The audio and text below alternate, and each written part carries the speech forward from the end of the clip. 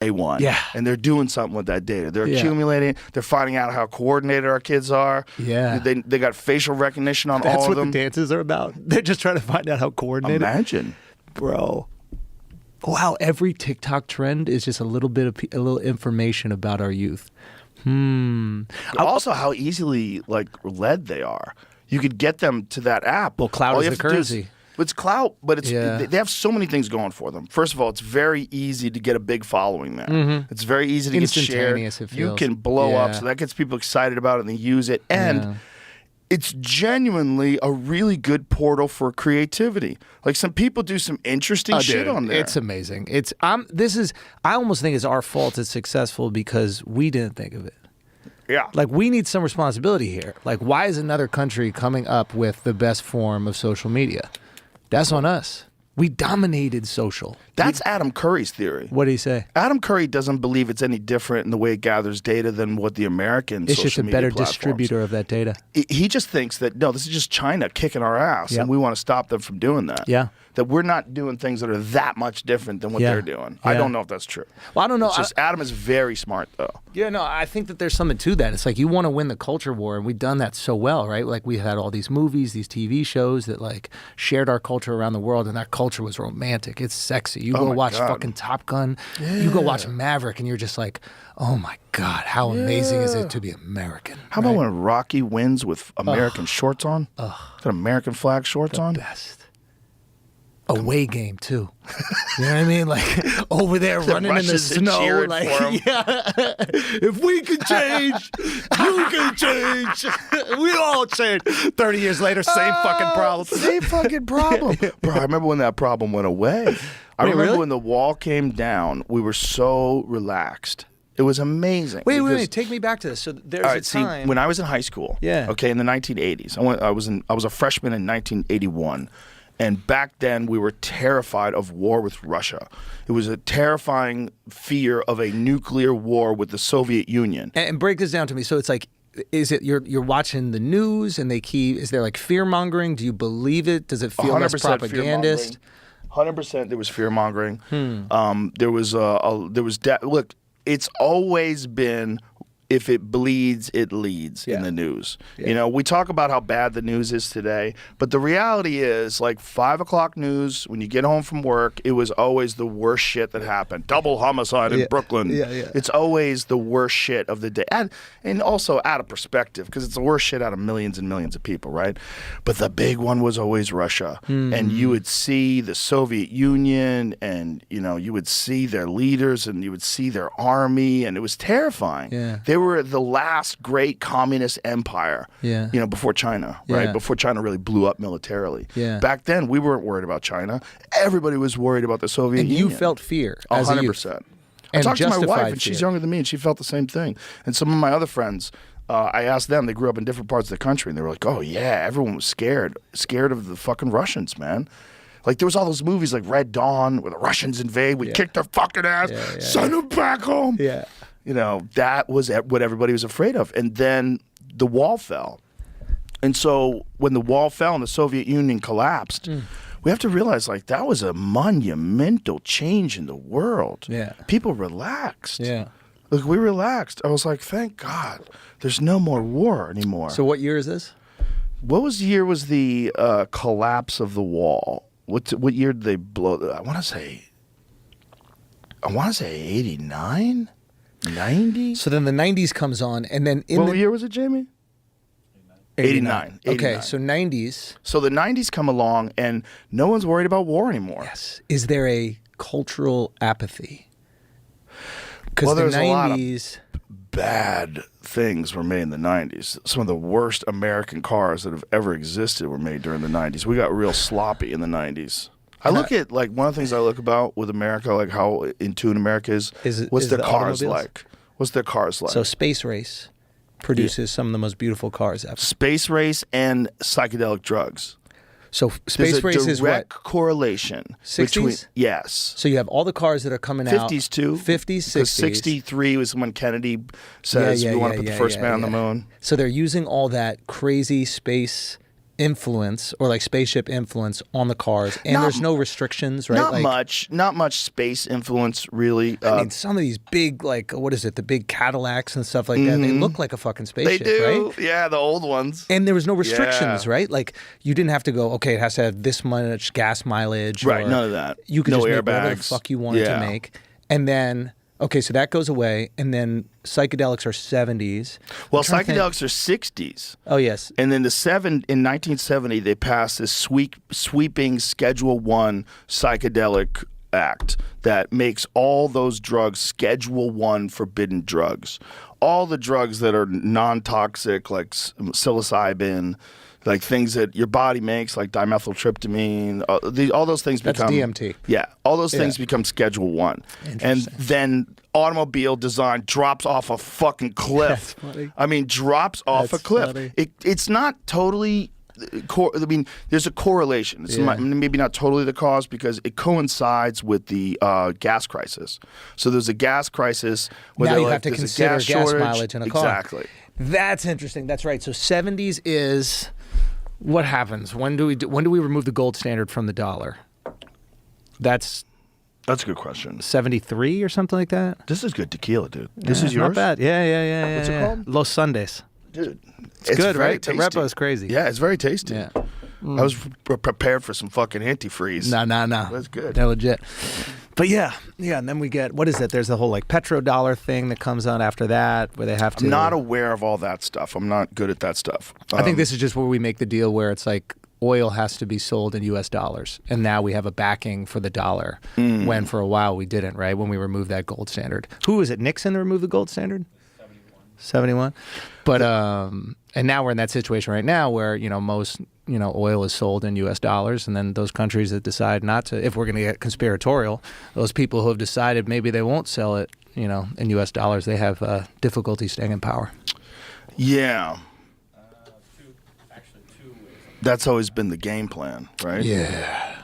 FDR did it in 33, but then also Nixon did it. I'm not sure which. Yeah. What does that mean then? How's it? We should have to a real economist work through this. Yeah. We'll fuck this up. But also, we could just talk shit, and it doesn't matter because we're not experts. So we just spit exactly. nonsense. It's so funny that people get upset by that. Like, listen, this is a conversation that I would have whether or not cameras are on or not. So you just got to be able. Seriously. Yeah, you got to be able to deal with that. That's it. Don't take anything we say seriously, bro. Especially us. Yeah. We're literal professional clowns. Yeah.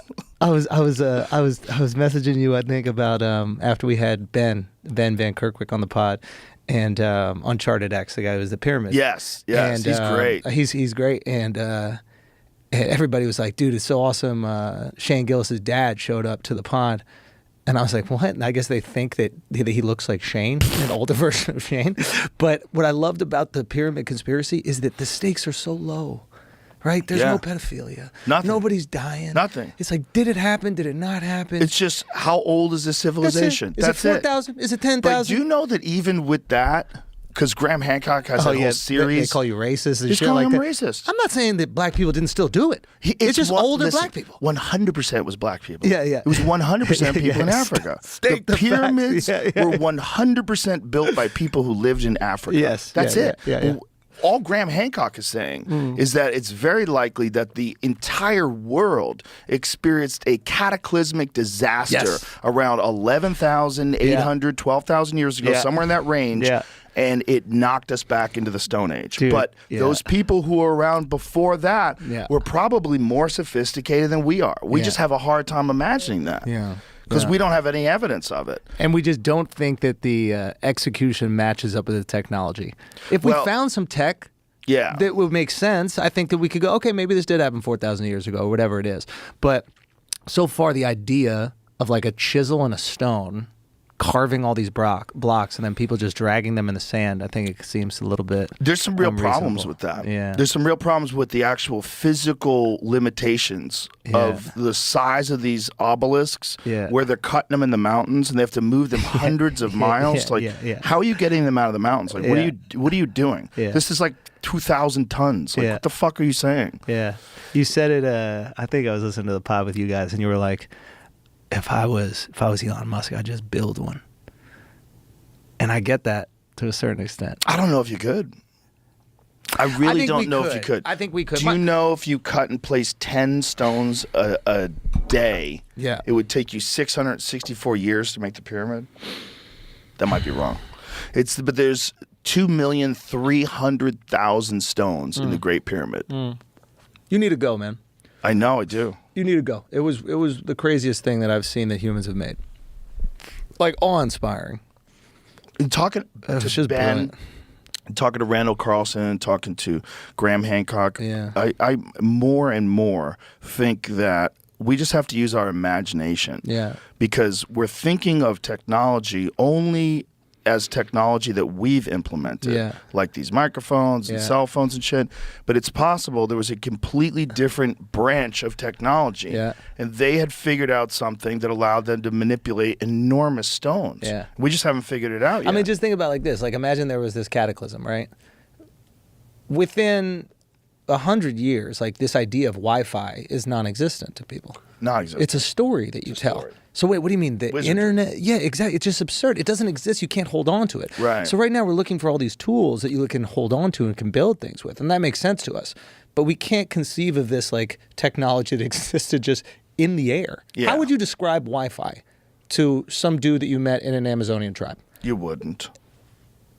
You Yeah. couldn't. You couldn't. It's the same way that like, do you fuck with the Chat GPT thing at all? Yeah. Okay, I don't even know what to ask it because I'm not familiar enough with what AI can do. So I would still ask it like Google questions because that's what I'm fluent in. Yeah. Does think that make you could- sense? I think you can talk to Chat GPT-4 as if it's a god. So I would just. Oh, I got some questions. Right? Am I close? Sure. Maybe Chat GPT-5? Can we you tell Chat it- GPT now? If you tell it it's a god, it'll definitely start talking to you. Wait, can we like it is. talk to it now? Can Yeah, you could talk to it. Hey, you know who invented Wi-Fi? Who? Hedy Lamarr, Who's the that? actress. That's true, right? It's not Bluetooth, right? It was Wi-Fi she invented. Is that correct? Hedy Lamarr, who was this gorgeous actress, was a brilliant woman who like had quite a few inventions. Technically, both. Yeah. Stunning. Although she died in 2000, Lamarr was inducted into the National Inventors Hall of Fame for the development of her frequency hopping technology in 2014. She did it way before 2014, though. Such achievement has led Lamarr to be dubbed the mother of Wi-Fi and other wireless communications like GPS and Bluetooth. Wait, and why did she invent this? For playback or something like that? No, I think she was a scientist before she was an actress. She was just hot, and no one gave a fuck.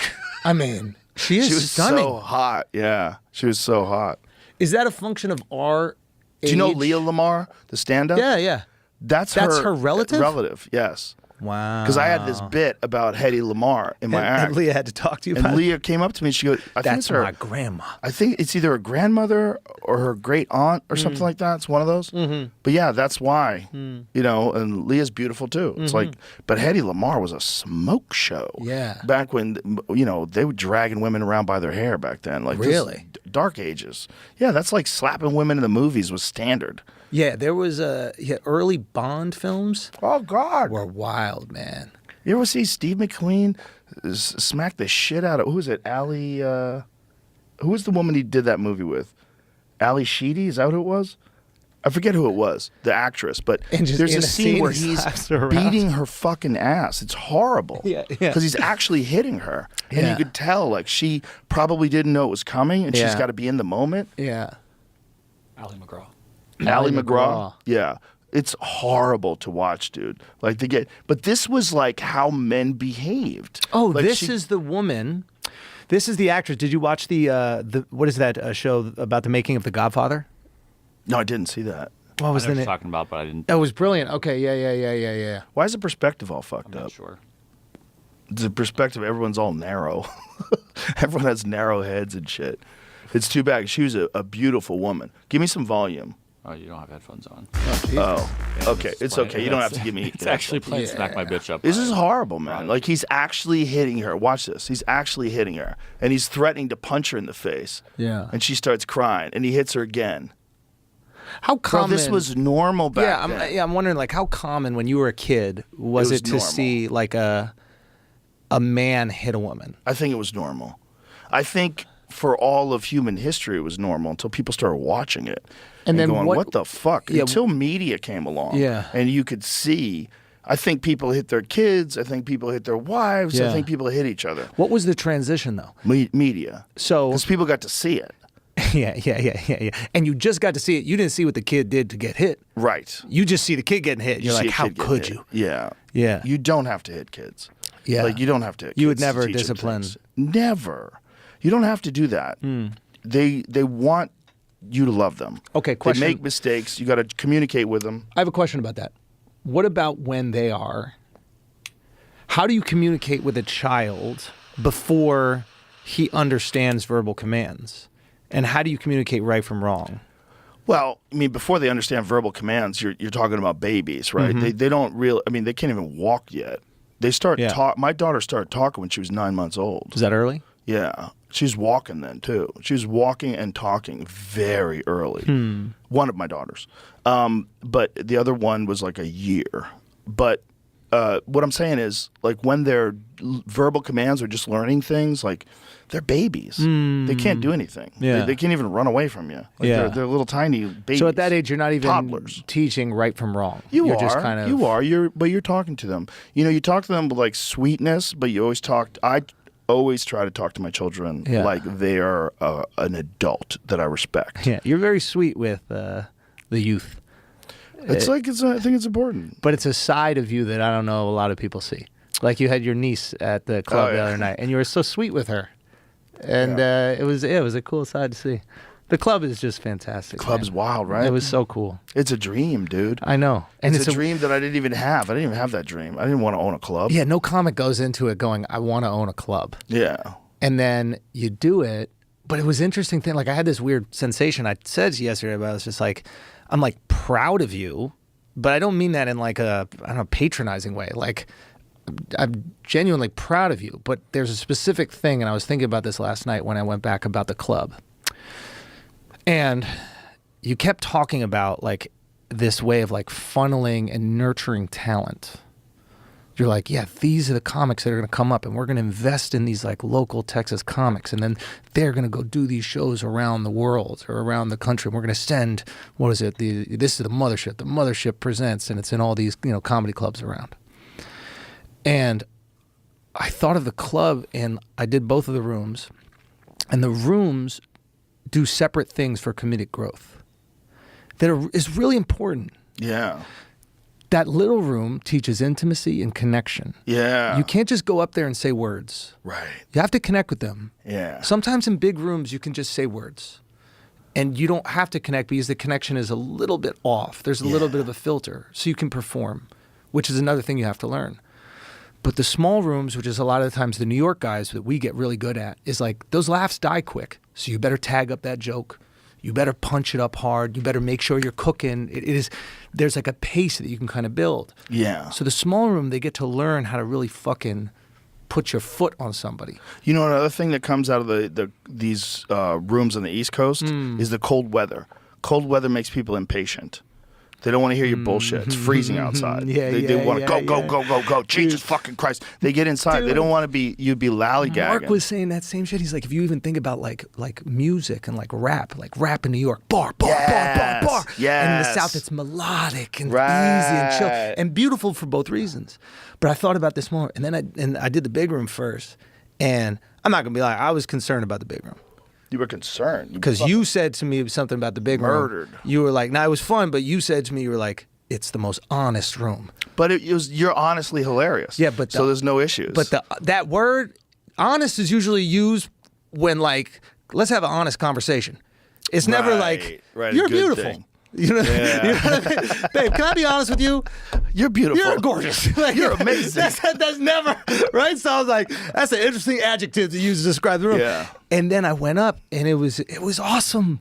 And there was an energy, and there was an excitement, and the room was great. And it also offered this other side of stand-up that I think a lot of people that come up in the small rooms don't necessarily develop the skill set until they're on the road, which is filling space.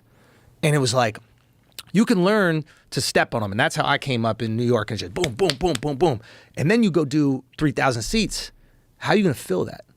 Yeah. How you gonna absorb that? And I was watching Ron White go up there, and that's a perfect example of just like kinetic energy. You're just watching him fuck. He's like the Black Panther suit. You know what I mean? Just like absorbing everything, Bro, and then push back. That dude hits and holds punchlines better than anybody alive. Masterful. He hits them and he has a big ass fucking smile on his face. And You know him and like Tony Woods. You ever watch Tony Woods? God, yeah. Those guys are masters at just absorb, and then like. I don't know. I just feel like if that goal is, which what you said yesterday is like really nurturing this talent and like creating comedians that can be great comedians, you've built a space that can do that. Yeah, we built it specifically for that. Yeah, so cool. instead of like making it so that there's big name headliners and you charge a lot of money for every ticket, instead of making money that way, what we decided to do was just don't think about that. Yeah. Just think about what's the best place to develop comedy, and how do we develop comedy properly? Well, one, Yeah. you have to have open mics 2 nights a week. So we have open mics Sunday and Monday. Yeah. And then we also have experimental shows where like crowd suggestions, they write them down on a piece of paper. Bottom of the barrel. Brian Simpson's show. Brian Simpson's show, dude, Yeah. that was. And then you get bits from it. Like the beauty get of those bits. shows Yeah. is I think there's Jeremiah has one, the stand up on the spot too. Yes. Like, and it's like you get bits from that because you're liberated, Mm-hmm. right? The audience knows that you're just getting this idea Yeah. and that you're rolling with it. And They it's used to stream have of one out here conscience. called the Riff that was good too. It's a wheel. Yeah. You spin a wheel and it would roll Love. and you'd like pick a card and it'd like land on a card. Love. That was a good move too. It's like the whole idea is to be able to you just it's like a premise factory. Yeah. It's just like pumping out premises. Yeah.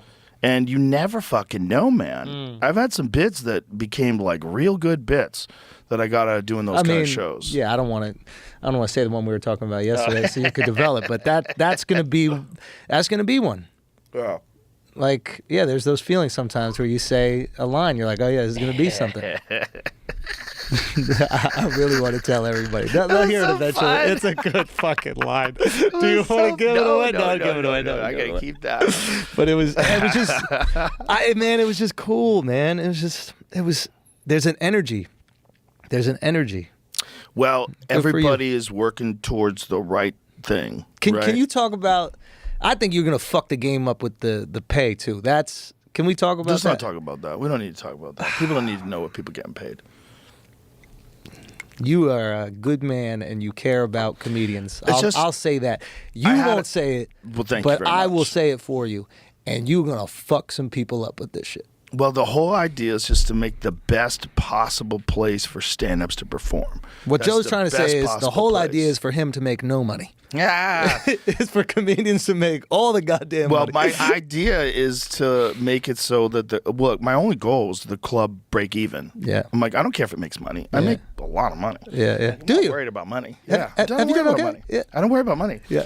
But I worry I shot a bow about and arrow inside today. 40 I know you're doing yards. okay. But it's like, so that's not what I'm interested in. Yeah. What I'm interested in is like, what would be the best case scenario? You know, I always talk about when we were kids, if someone said, oh, if you had all this money, what would you What would do? you do? Well, I'd make the best fucking comedy club and I'd set it up just for comedians. Yeah. So I'm like, why don't you just do that? Yeah. So I just did it. Yeah. That was it's it. crazy. Yeah, it's awesome. And the staff's awesome. Yeah. We got the best people from the Comedy Store. I mean, I already told you I was going to come down when you opened. And but I will say after that week, like the energy that I saw from it, I was like, oh wow, yeah, something's going on over here. Yeah, something's going on. But I listen, I was also one of these people who are like, Austin can't sustain a comedy club. There's not enough people. I think I told you that. I was Yeah, like, but- I didn't know if it was possible. Now, granted, you have a pretty good batting average with the things you care about. Like so far, I think you're batting like 1,000% on the things that you want to do. Well, if you really like something and Yeah. you do it, it's infectious. Yeah. You know, if you really love what you do, it's infectious. But I think with Austin specifically, one of the things I didn't realize is that like comedy is the professional sport here. You don't have a basketball team. You don't have a football team. You have We a got college football a team. dope soccer team. You got a soccer team, right? Yeah. But for people who are not gay, There's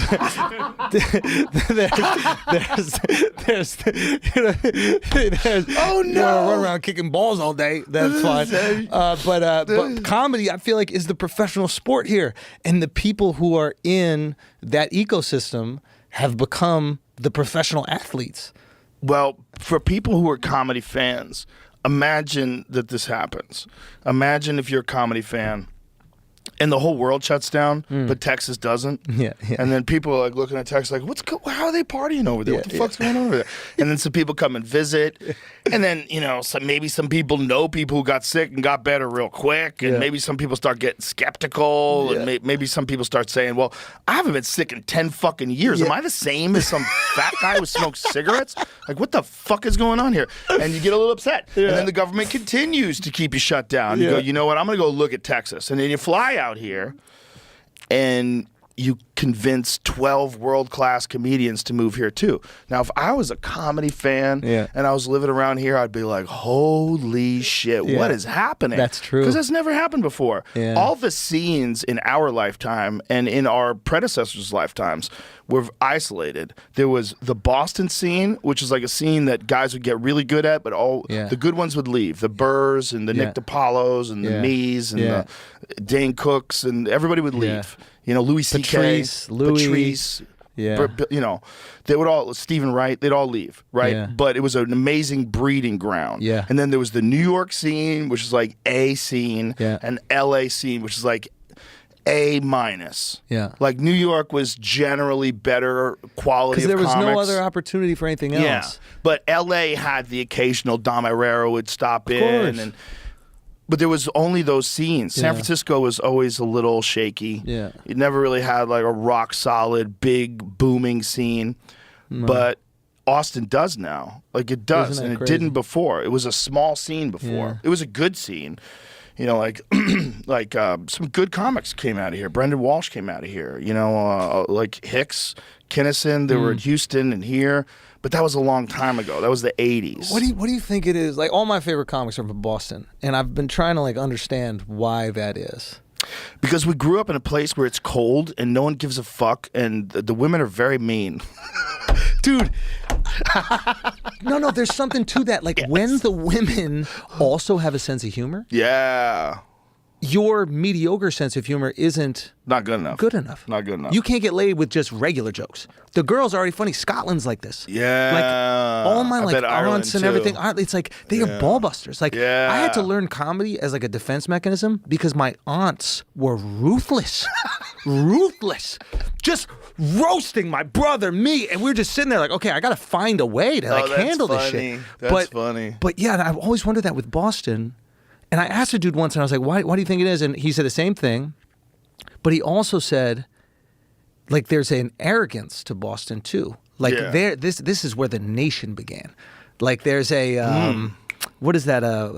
They're like the aristocrats. They're like the original aristocrats. Like, a guy who's, like, roofing in Boston still is like, yeah, but I'm from Boston. Like, and I wonder if you need that arrogance to also say the things that you want to say. Sometimes you could be crippled by working class environments where you're like, I'm not any better than anybody in this town. I'm not any better than just my friends. I shouldn't go on stage and say that. Like, who do I think I am to go talk in front of these people?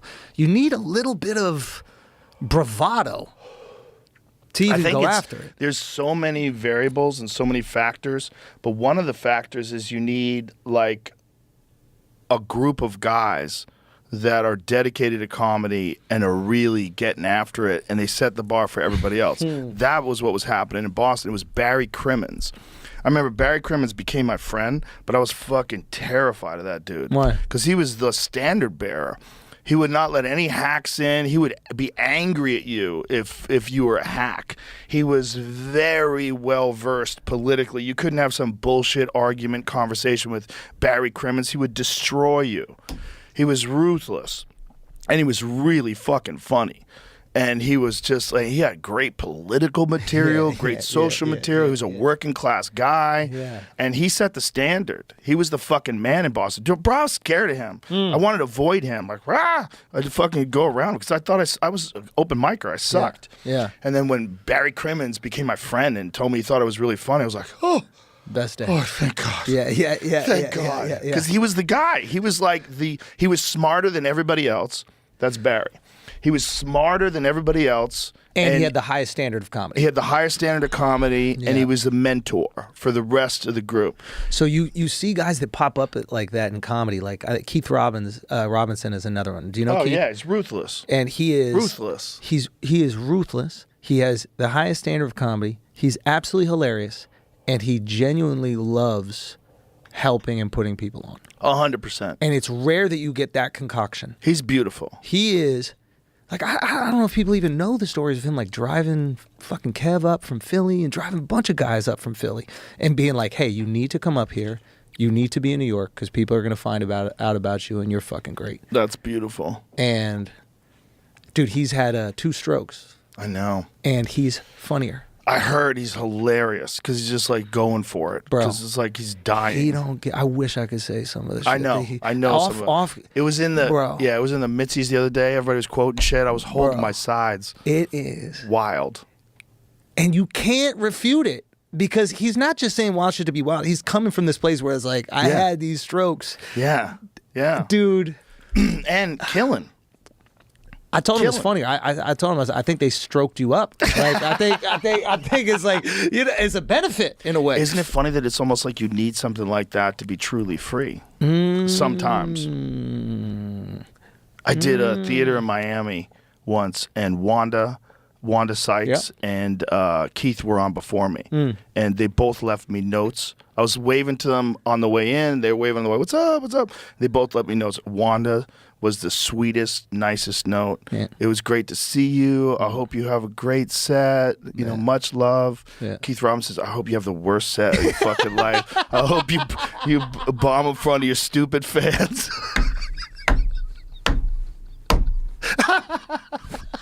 Dude, I saved that. I have that napkin. I still have that napkin. It's interesting. It's like you're making me think about comedy scenes and like what makes it good. You need a standard bearer. It helps. Yeah. Multiple standard bearers would be ideal. Yeah. But you definitely need at least one person. You need someone who people will listen to. That they respect. Yeah. But maybe isn't in the stratosphere. Like maybe they're not, you know, fucking superstar, megastar, movie star, but just is purely respected because of their stand-up. That helps. That way there's less jealousy. Yes. Here's the other thing about it is, though, that like in Barry's time, comedy was new. We really have to understand our art form in a historical perspective. What do you want? This? In a historical perspective? Because our art form really didn't even branch off into what you and I do until Lenny Bruce. So what is Lenny Bruce's era is like late 50s, early 60s, and into like, when did Lenny die? When he died, the end of Lenny's career, and by the way, I'm a giant Lenny Bruce fan. I mean, if you go walk into my club, one of the first things you see is a big-ass picture of Lenny Bruce. So he died in 1966. And you have to understand, like, the last couple years of his life were completely entangled in legal battles. Yeah. So, like, the Lenny Bruce that we're talking about. So, like, late 50s, this guy literally invents an art form. Because it just didn't really exist that way. I mean, Mark Twain did some spoken word stuff where he read some of his books, and he was apparently very funny. And people talk about maybe Mark Twain was like the first stand-up, the first guy to do stand-up. But then there was guys who just did jokes, and they would like tell like 2 Jews walking to a bar, like those the kind of jokes. Comedians that were coming up, the Catskills. They would all steal from each other. They would it was like house jokes. Yeah, house jokes. A lot of house jokes. There was a lot of really dumb shit, and then, but you know, funny, good times, you know, whatever. And there was guys who could deliver. Oh yeah, in an amazing way. Buddy Hackett. There were some of those guys that were killers. Yeah, they were killers. Yeah. Very funny guys. But it's just like what were they Very working different with? than we. They were working with stone tools. Yeah. Okay? Yeah, And so yeah. then along comes Lenny Bruce. And Lenny Bruce He just breaks the mold. He starts looking at starts society. talking. So it's Yeah. looking at culture and sex and racism and drugs the and race stuff that he has holds up today. There are jokes that he's told. today. There's a joke because I think he would go on a road with a black dude who was like a jazz musician that I think would open for him. And he would talk about the Frenchman. He'd talk about white people trying to ingratiate themselves to his black friend. And like the awkwardness that white people have. And like the examples he's using, like maybe today we'd be like are kind of hacky, but like for the first person to ever say it, to like see white people trying to win over a black person. Yeah. Like, so we have some watermelon at the party. Would you like some watermelon? Like that's a line that he has in it. Yes. And it's just like, but he's observing whites at a time where whites are probably integrating with blacks way more often and then not really knowing how to do it. And that awkwardness. And then you got this guy, Lenny Bruce, who just fucking likes this guy. Not that he's black. He just likes this guy. He enjoys the music. He enjoys who he is. Yeah. And he's observing other people that just are the only thing they can see him as is a black dude. They can't see past that. So the only way that they can relate is what they know about black people. Yeah. And now you see that same joke. You see the white people awkward around black people. That starts there. Yeah. Well, Richard took that. Like Pryor did that after Lenny did that. Pryor was like the better version of Lenny. What Pryor was like what Lenny had started. Yeah. Pryor was like, I got this. I got. I'm gonna take this to a new I appreciate place. you. I'm appreciate gonna take you. this to a new Yeah, place. yeah, yeah. I'm gonna make it way funnier. Yeah, yeah. And what Pryor did, it was like self-deprecating. It was way funnier. It was bleeding. Lenny was very funny, but we have to take it in the context of the times. If we were back in the Lenny Bruce days, if you and I were us right now, and we were sitting at our ages right now, and we're just like regular guys, and we're sitting in the back of the room in 1957, and we see Lenny go up and break down culture and society, we'd be like, what the is fuck, going on? man? Yeah, We'd be yeah, dying yeah, laughing. yeah. He had this joke about gays. It's such a great joke. This is He- the 60s? 50s, 50s. probably. I mean, he died in 63, is that what it was? Yeah. 66? What was it? He died in 66, yeah. 66. So maybe early 60s. Okay. So he has this joke, and he goes, dig, they make homosexuality illegal. So what do? They arrest you, and they put you in jail with a bunch of men who want to have sex with you. They're testing you? He broke that shit down in like 58. What a punishment. Yeah. And bro, it would murder. People would be like, "Oh my god, what is happening?" Yeah. And then people thinking about like everybody always knows the dude's got fucked in jail. Yeah. Like that's how Genius. Yeah. So He's a it's like genius. back then saying that though on stage when everybody else like two Jews walk into a bar, and Lenny was like breaking things down, talking about language and the culture and music and life and the romance. That's interesting you say Twain, that you talk Yeah. about Twain. And yeah, you do see it with the writers that have like a comedic twist and their ability to kind of like analyze culture, but not turning it into stand-up. They could though. It's like a lot of them really could. Yeah. It just that they would have to just learn how to deliver it, which that's is the not other the thing. hardest part because the writing is like some of the hardest part. Yeah, but sometimes like I've noticed this with writers that they're so prolific on the page, but when they try to communicate it, it's a different art form almost. It's like the ideas are there, they just don't understand like how to hold attention the same way. Well, you know what it is? They're out of shape. It's like when I think it's a thing. It's like playing 'cause pickup The more basketball stand-up I after- do, the yeah. looser I get on stage. Yeah. The looser I get on stage, the more fun I have on stage. The more fun I have on stage, the more I'm inventing new stuff. Yeah. The more sets you do, the better you get. Yeah. It's just real numbers. Yeah. And if you're a guy who's like this awkward fellow who sits in front of a ThinkPad all day, and he's just like writing on Microsoft Word, writing very Now funny here's 300 things. people. And, This and, is gonna you be uncomfortable. Occasionally, you talk to your wife like, "Oh, what do you want to do for dinner?" You know, like you're awkward. You're very brilliant, but you're alone in front of your computer. Yeah. And then all of a sudden you have to go in front of people and deliver these ideas. Yeah. You have to learn how the delivery thing. You have to put in the reps. You have to it's a lot of reps. Yeah. It seems way more simple than it is. Yeah. It seems when a person's up there, like I was watching you last night. It's like he's just talking. Yeah. Like, why is it so funny? Yeah. Like, that's how people look at it. Like, why is this guy so funny? Like, Yeah. he's just talking. I talk too. Yeah. I could do that. I know how to talk. Yeah.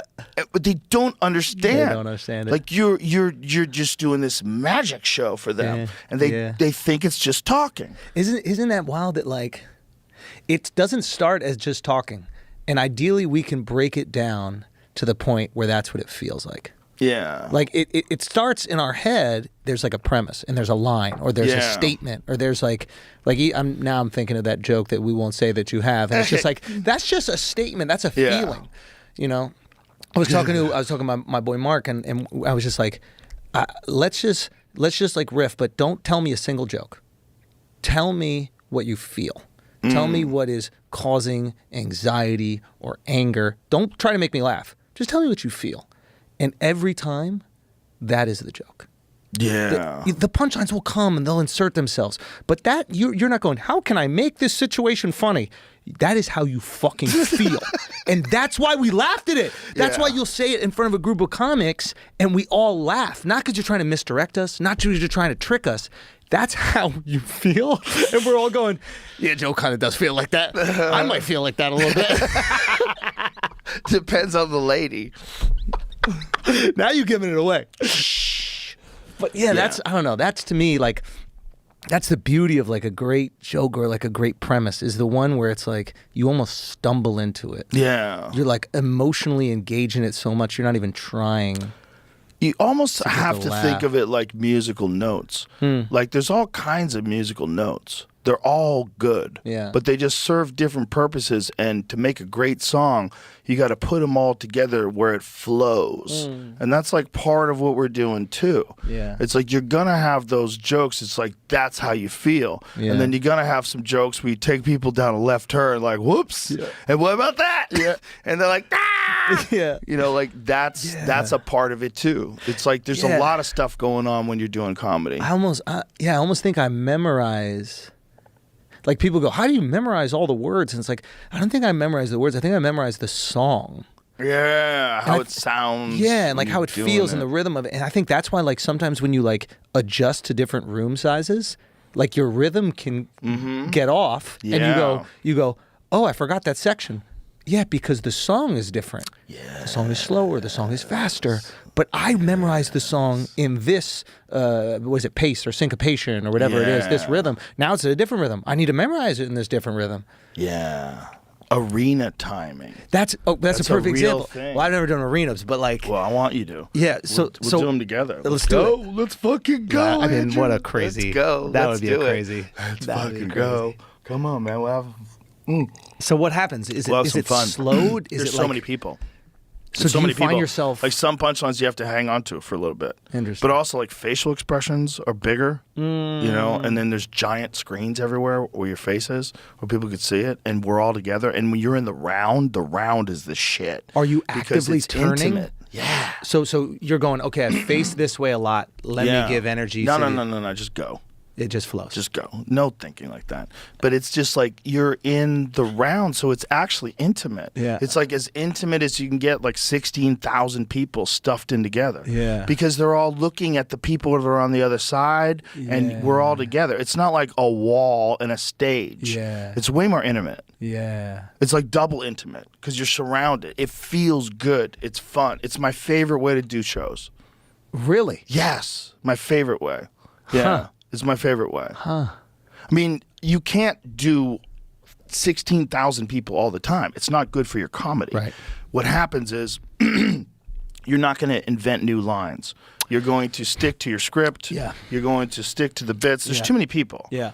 It's too big. It's a show. Yeah. Right? It's I a agree with show. that. It's a different thing. Yeah. When you're doing Little Boy, that little tiny room That's that we where have, we play. That's where we find that something. room That's is- where we... These are your friends. Yeah. We're fucking around. We're having a couple of drinks. We're talking some shit. They you can want touch you. everybody in there. Yeah. They want you to talk some shit. They want you to explore. Yeah. And Be the naughty. real comedy fans know because of these kind of conversations that's how we come up with bits. Yes. That's where premises emerge. Yeah. The creativity is this fucking, you can't grab it. Yeah, You don't know what it is. You don't know how it comes or how it doesn't come, but Yeah. you got to respect it. Yeah. You know, that's why that, War of Art book is so good, man. What's the War Stephen of Art book? Pressfield's book.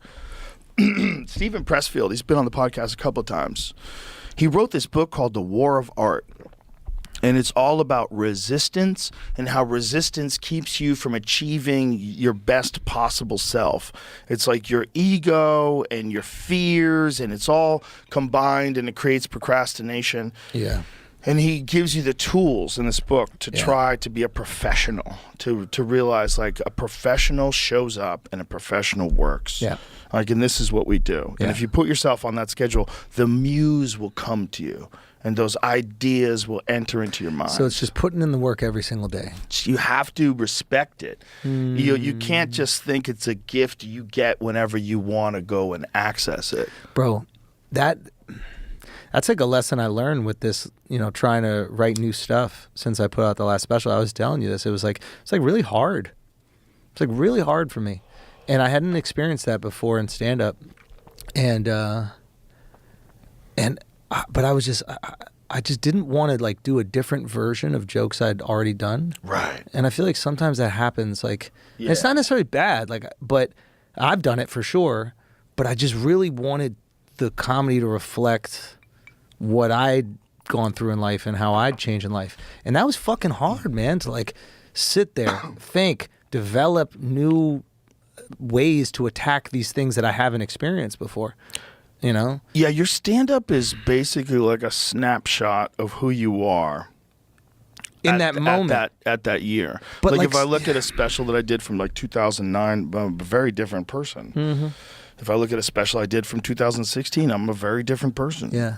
And so like it's just a snapshot, and then you have to kind of figure out who you are now. Yes. And all your new material has to be, who are you now? Yes. And if you're honest, you acknowledge who you are now. Yeah. And I think some people or some comics, they don't, and then they get into that world where they kind of almost look like they're doing an impression of themselves. Yes.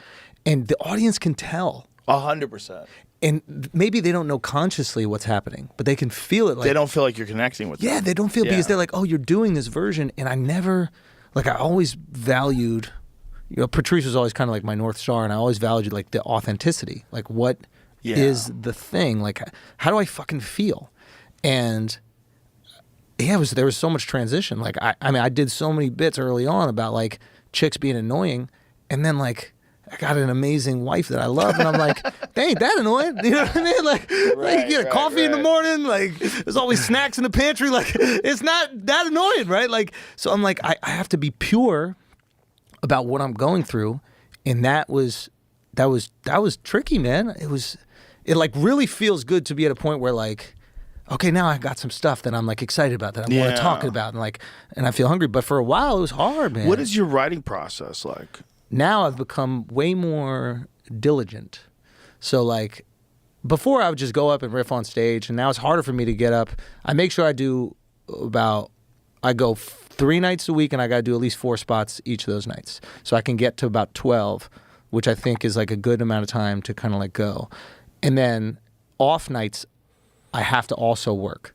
So I just have to talk. I either talk to myself, I'll call up one of my buddies and I'll be like, hey, what are you working on? Hey, let's go. Just tell me what your things are. Then I'll tell ideas that I have and like try to flesh out how I feel about it. Because I can't write the bit until I know how I feel. And sometimes it takes me a little bit to feel. So your process is like just a lot of thinking about ideas. And talking. Talking to just people like, about stuff. We have to just talk. Like I think that's why I enjoy podcasting. It's like, it's getting to how I feel about a thing. And you say a bunch of things that are funny and absurd and crazy and salacious on the way. For sure. But what is my core feeling about this issue? Right. And once I'm at that core, then everything emanates from the core. But if I can't get to the core, I just have some misdirection that like I don't even believe in. Right. Once I get to the meat and potatoes, it flows. Everything just kind of like... Yeah, you find that zone. You find that area where you're supposed to exist in. Yes. Yeah. Yeah, I can write from it much easier. I can riff from it much easier because I feel like I'm being honest with the audience. Like, every line is honest. It might not be funny yet, but I'm being honest. You know that I'm telling you how I feel about this thing. And I think that they'll attach themselves to that. And then if I can catch you or I stumble across something, it can hit. But I need to know what I feel about it, and I can't write about things that I don't care. Like the idea of like being like and God bless them, but like the late night writers where you just like, they throw you some shit and you got to write a joke about it. My brain doesn't work like that. That's like living off oatmeal for the rest of your life. That's like, you can stay alive, Andrew, but you're going to eat plain There's oatmeal. some guys fucking listening right now. Plain oatmeal for the rest of your life. Yeah. That's what that is. Yeah. Yeah. Yeah, I gotta care, Joe. No, I gotta of course, really and fucking care. that's because you care about what you do, and that's why Yeah. you're so funny. It's we all have to care about what we do, and you have to. I think everybody does it in different ways. You know, Yeah. I'm always interested in the writing process. Yeah. Why? What is yours? You just go, right? Like you'll just sit in front of the laptop and just write stream of conscious, right? I think that's important. I don't think it's necessary because some of the greats don't do it. But if I was going to teach a class on creating stand-up, Yeah. I mean, look, it's not like I'm the best stand-up in the world, so I'm not like I'm the best qualified to do this. But if I was given this task to do that, I would say you should do all those things. Yeah. Like there's nothing that keeps you from writing. Yeah. Like why don't you write? Yeah. And if you like to think about things and talk about things, but what about sitting and talking to yourself about a thing and writing it? And there's a very specific mindset that takes place for me when I'm in front of the keyboard and I'm writing an essay on something. I can type, so I don't have to look at the keys, which is nice. I don't type great, but I type okay. Enough, yeah. And I type enough. And so I can just zone in on the page and I'm thinking about every word much longer than it takes to type that word. Or rather, it takes it's like if I had to write something out. Yeah. If you're writing out a word, Yes. it's so much more time to write it out than it is just think about. So that now word. you're chewing on it while you're writing it Yeah. out. So as you're writing each individual word, you're pausing in time. Yeah. And you're in a time lapse. And you get to consider each and every possible way you would say something from that word while you're writing that word. Yeah. And there's a physical task of doing that with your keys and your fingers that makes you concentrate. Yes. Because it fires up your synapses and makes you think that you're doing this with your fingers. It's kind of exciting. Yes. Especially if you have a tactile keyboard. See, like I use hear it. I use a keyboard that has a lot of keystroke. Yeah. It's like got a lot of room. Yeah. That's why I work with a ThinkPad. Yeah. Now, do Because you they like clickety click, so you feel it in your fingers. So it's this tactile thing, Yeah. and then the words are up there, and Yeah. I'm thinking about the words, Yeah. and then other things come to me. do you find that you speak differently when you write Yes, than when you talk to a person? right, definitely. Well, it's not natural Yeah. when you write. It's not clean. But what you do is you take these bullet points from these various things that you wrote out and just say them how you would say them. Yeah. Say them how you would say them when you're right there. Yeah. So it's like you can't rely on writing to create great jokes, But the ideas but can the come from that. ideas. It's a farm for ideas. Yes. That's what it is. I need to have that moment. For me, it's not sitting down, but it's like, okay, there's a weird meditative state that I can get to if I'm running and I have a song that I know well enough where I can tap into my subconscious, but not too well where the song bores me. Right. And I get into a weird state. And sometimes when I'm just like running, like, I hate it and it's awful, whatever. And then sometimes I get into this state where I can like lock in and like create these other scenarios and I kind of like exist in these scenarios. And I imagine this is what like the super elite runners probably can access this for 26 miles or Right. something like that. Like I can't do that and I can't tap in every time. But when I can tap into that state, I can like create these like worlds that I exist in. And sometimes these lines come up, these ideas come up, this curiosity comes up. There's like a part of my brain that now can flourish because other parts of my brain are accessed. So it like hits when you're breathing heavy, Yeah, when you start sweating. It's like my brain is occupied by like maintaining this pace, which is probably pretty fast, but not so fast where I can't concentrate. But that's occupied there. And then another part of my brain is occupied by the music. And sometimes I'll just replay the same song over and over again. Yeah. But there's a love doing state, that. right? Something Yeah. happens and it's like, I don't know what the fuck it is. And I wish I could like lock in on it, you know, like, and just exist in that for 3 hours a day or something. But when I can, thoughts become really clear and ideas become really clear, and sometimes they're fucking shit, and then sometimes they're like really interesting, and I can replay these scenarios and think of like an interesting comeback or like this really self-deprecating thing that happened, and it's just like I'll literally hop off the treadmill, sweaty as fuck, dripping all over my phone, write the idea, and then get back on. But I don't know if that's a good strategy for doing it, but these are the different scenarios to access that part of the brain that I almost feel like is always working. Like, I don't know. I always felt like comedy exists and then you just kind of find it. I don't think I've created any comedy. I think it's there and I just kind of like, this is stupid, but like, you know, like with, what is it, the constellations. It's like the stars are there, but somebody looked at them and they're like, ooh, that kind of looks like a belt. Ooh, that kind of looks like a dipper. Right. You know what I mean? Like, yes, I know what you're saying. That's kind of what I think with a lot of these ideas. It's like all the things are there, and you're just kind of like connecting these little dots. Well, I think the more you look at it like that, the more it becomes available to you too. Because I think one of the traps of the human mind is that when you get good at something, your ego inflates and you think it's about you and you're just a special thing and you're better than everybody and there's a way that you could do it that nobody can fuck with and you know, and there's a thing that it's like a normal thing that people do. Yeah. And I think that invades your creative process. Yeah. You create an expectation for yourself. Yeah. I'll be honest, that's why I took some time away. It was like I just wanted to create. Like, I don't let any friends come see me. I don't let anybody come see me. Like, when I'm in creation mode, it's so weird because obviously the people will come out, but like, I want some time for me. Yeah. You know, and I don't want to be there thinking like, oh God, is my wife going to be upset that I say this thing? Or because that can that stops the tag that might be too far, it might be too wild, or it might be perfect, or like, okay, I can find like I want to create and not have a fucking care in the world. You know? I don't know. You said something to me yesterday. It was like, you don't want to be any more famous. And it was like, it's a wild thing to say, but I get it. Because it's like, the more that comes with it, maybe the more restriction you feel. Well, you're more susceptible to criticism. You're more susceptible to people being upset with you. You're more susceptible to people thinking that it's not fair, because it's not fair. There's no fair. That's what's weird about life. It's one of the weirdest things. Like, it doesn't necessarily make sense what becomes successful and what's not, and who's making money and who's not. It's not about how much effort you're putting in. It's not about that. It's like, it's a weird game we're all playing. Yeah. You know?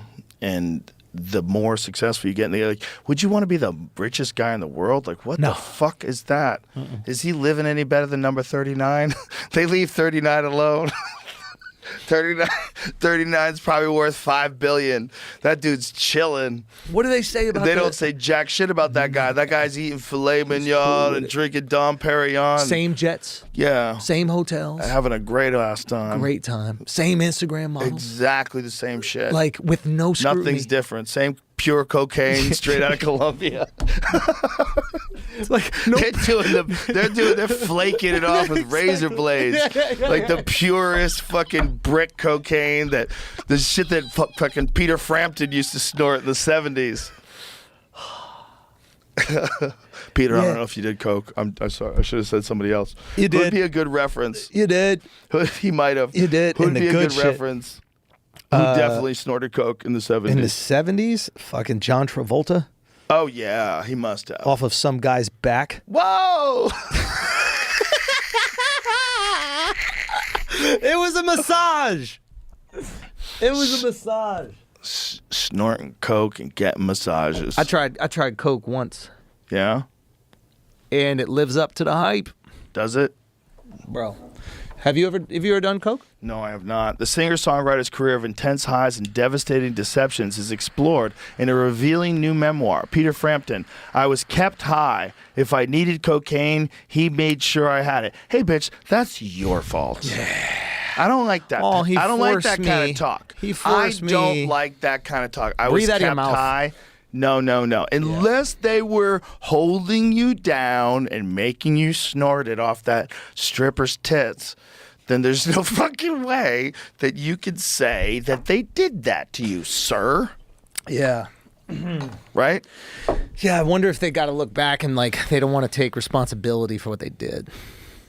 Well, it must be awful to like have had everything ripped away from you because you became a cocaine addict or because you got into heroin. Imagine just like you have a functional existence, everything's great, you're doing a thing, whether it's rock and roll music or whatever it is, and then all of a sudden things start going well. You're doing shows.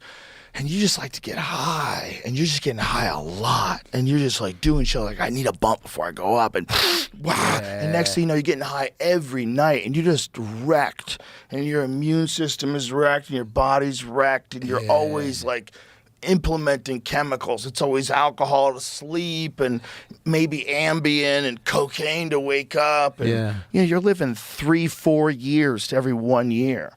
Every 1 year, you've got 3 or 4 years of damage because you're going so hard, and then you know you don't want to think it was just you, and it's not just you because it's addictive. It's like it's a problem. It's like telling someone they have the flu, like, well, you should be sick. I'm like, okay, that's not helping them. Yeah, they're addicted. They're like physically addicted to coke, and we want to categorize that as like being a mental weakness. Or want to categorize that as being you're totally helpless and the addiction has overwhelmed you. I suspect it's a combination of the two things. I suspect that's why there's such polarizing camps between the idea that it's not your fault at all and it's 100% your fault. And you need to fucking just be stronger. It's also the hardest thing to understand if you've never done it. Like all these people that have no empathy for the people that get caught up in addiction have just probably never tried heroin. Yeah, they never tried it. They don't know what they're talking about. Have you ever, I bet it's amazing. Have you ever tried heroin? No, I haven't. But when I had a knee operation, they had this morphine drip. And crazy. Yeah, I've been told that this is not correct by someone, but I don't know if that's true.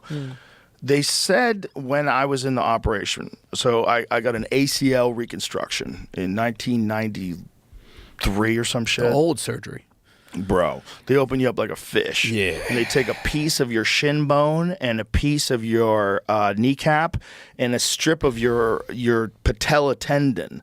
And then they open you up and then fucking screw it in place. And that's your new ACL. It's actually stronger than the original ACL. But you don't have the same functionality. Like the new ACL surgeries are incredible. These guys are back after 6 months. Yeah, the new ACL surgeries, most of what they're doing is, well, I did both. I did a cadaver graft on my right knee. What's that? The cadaver graft, they take a dead dude's Achilles heel, his Achilles tendon, which is much stronger and thicker than the tendon that's the real ACL. And they make arterial that your cruciate ACL. ligament. Yeah, they turn that into your ACL. Interesting. Yeah, and that was only 6 months. That was 6 months, and then I was back like basically 100%. That was really good because that one, like, I was walking without a cane in like 5 days.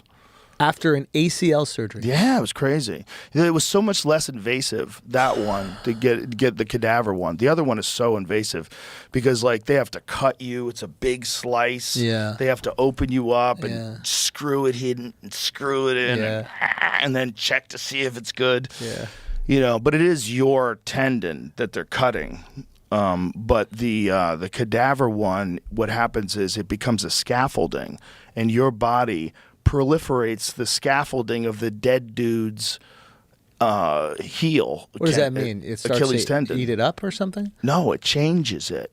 It overcomes it with its own cells. So originally, all it is like a scaffolding for your body to grow that tendon back. Oh, that's the purpose of it. Yeah, that what your body is doing is you're like, if they take I'm sure if you're a doctor out there, I'm fucking this up, so I'm sorry. We're just comedians, by the way, just to remind you. They take the Achilles tendon and then they screw it into the bone on the top and the bottom. Yeah. So it becomes your new ACL. Yeah. But it's not really that stable. Right. Because it's a dead guy's shit. Right. So your body has to use it as a scaffolding. Starts to build its and own build version of it. its own tissue Amazing. over this. Amazing. And then within 6 months, that process has happened. Amazing. And then you have a real, like, solid ACL that's way stronger. I think it's 150% stronger than a regular ACL. Have you ever forgotten like your wife's birthday or anything? No, I'm pretty good with that. But I have an iPhone. I guess I'm like, you have this incredible retention. So if I was your wife and you forgot my birthday, I would be furious. Because you remember, like, you were saying vitamins and minerals and all this shit last night. Like, David Lucas asked you about something and you just started, like, rifling off. So I wonder if you have, like, a higher expectation to remember things. No, generally speaking, because I'm only good at remembering things I'm interested in. Babe, your birthday's not one of those things. If I'll forget my own birthday. If I like just am not tuned into something, it's not consistent. Like my memory is very consistent for things that are like a crazy moment, like if something wild happens.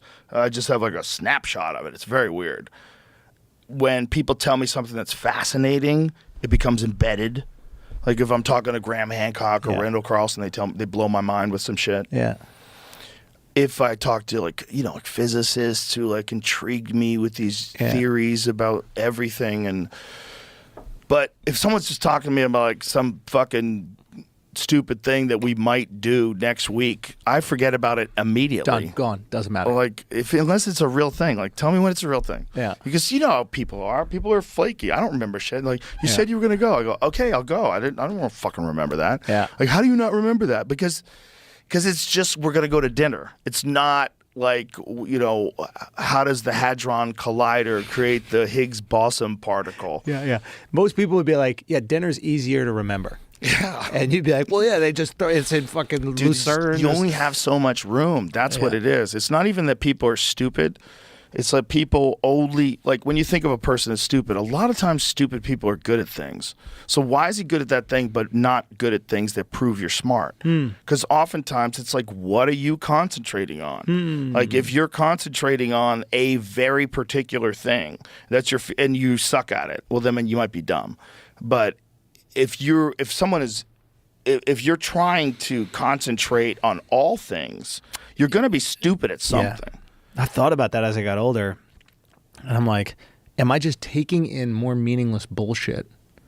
So it's harder for me to remember because it's couched with all this other nonsense that I'm taking in all day. Yeah. Like, how many things can you take in a day? How many like good memories can you make in a day? Or is there another way that you have to like find a way to imprint those memories? You know, my pops his short-term memory is pretty much gone. But like with repetition, things start to lock in his long-term memory. And it was a fascinating thing for him to like remember my wife. Like first few times I had to like introduce her and everything like that. And then eventually he's like, how's everything with Emma? And I was like, what the fuck? Like how does memory work if like something transferred. Like he can get around the city fine. He can take the subway. He can do all these things. And it's like, I guess. Does he have Alzheimer's? He has what's called MCI, mild cognitive impairment, I think it's called. Sometimes that leads into Alzheimer's, sometimes it doesn't, but basically zaps you of your short-term memory. Yeah, it's tricky. And then you think about it with yourself, like how is that, could that happen to you? Like I remember times where What's the cause of it? It's just genetic? Is it? Might be genetic.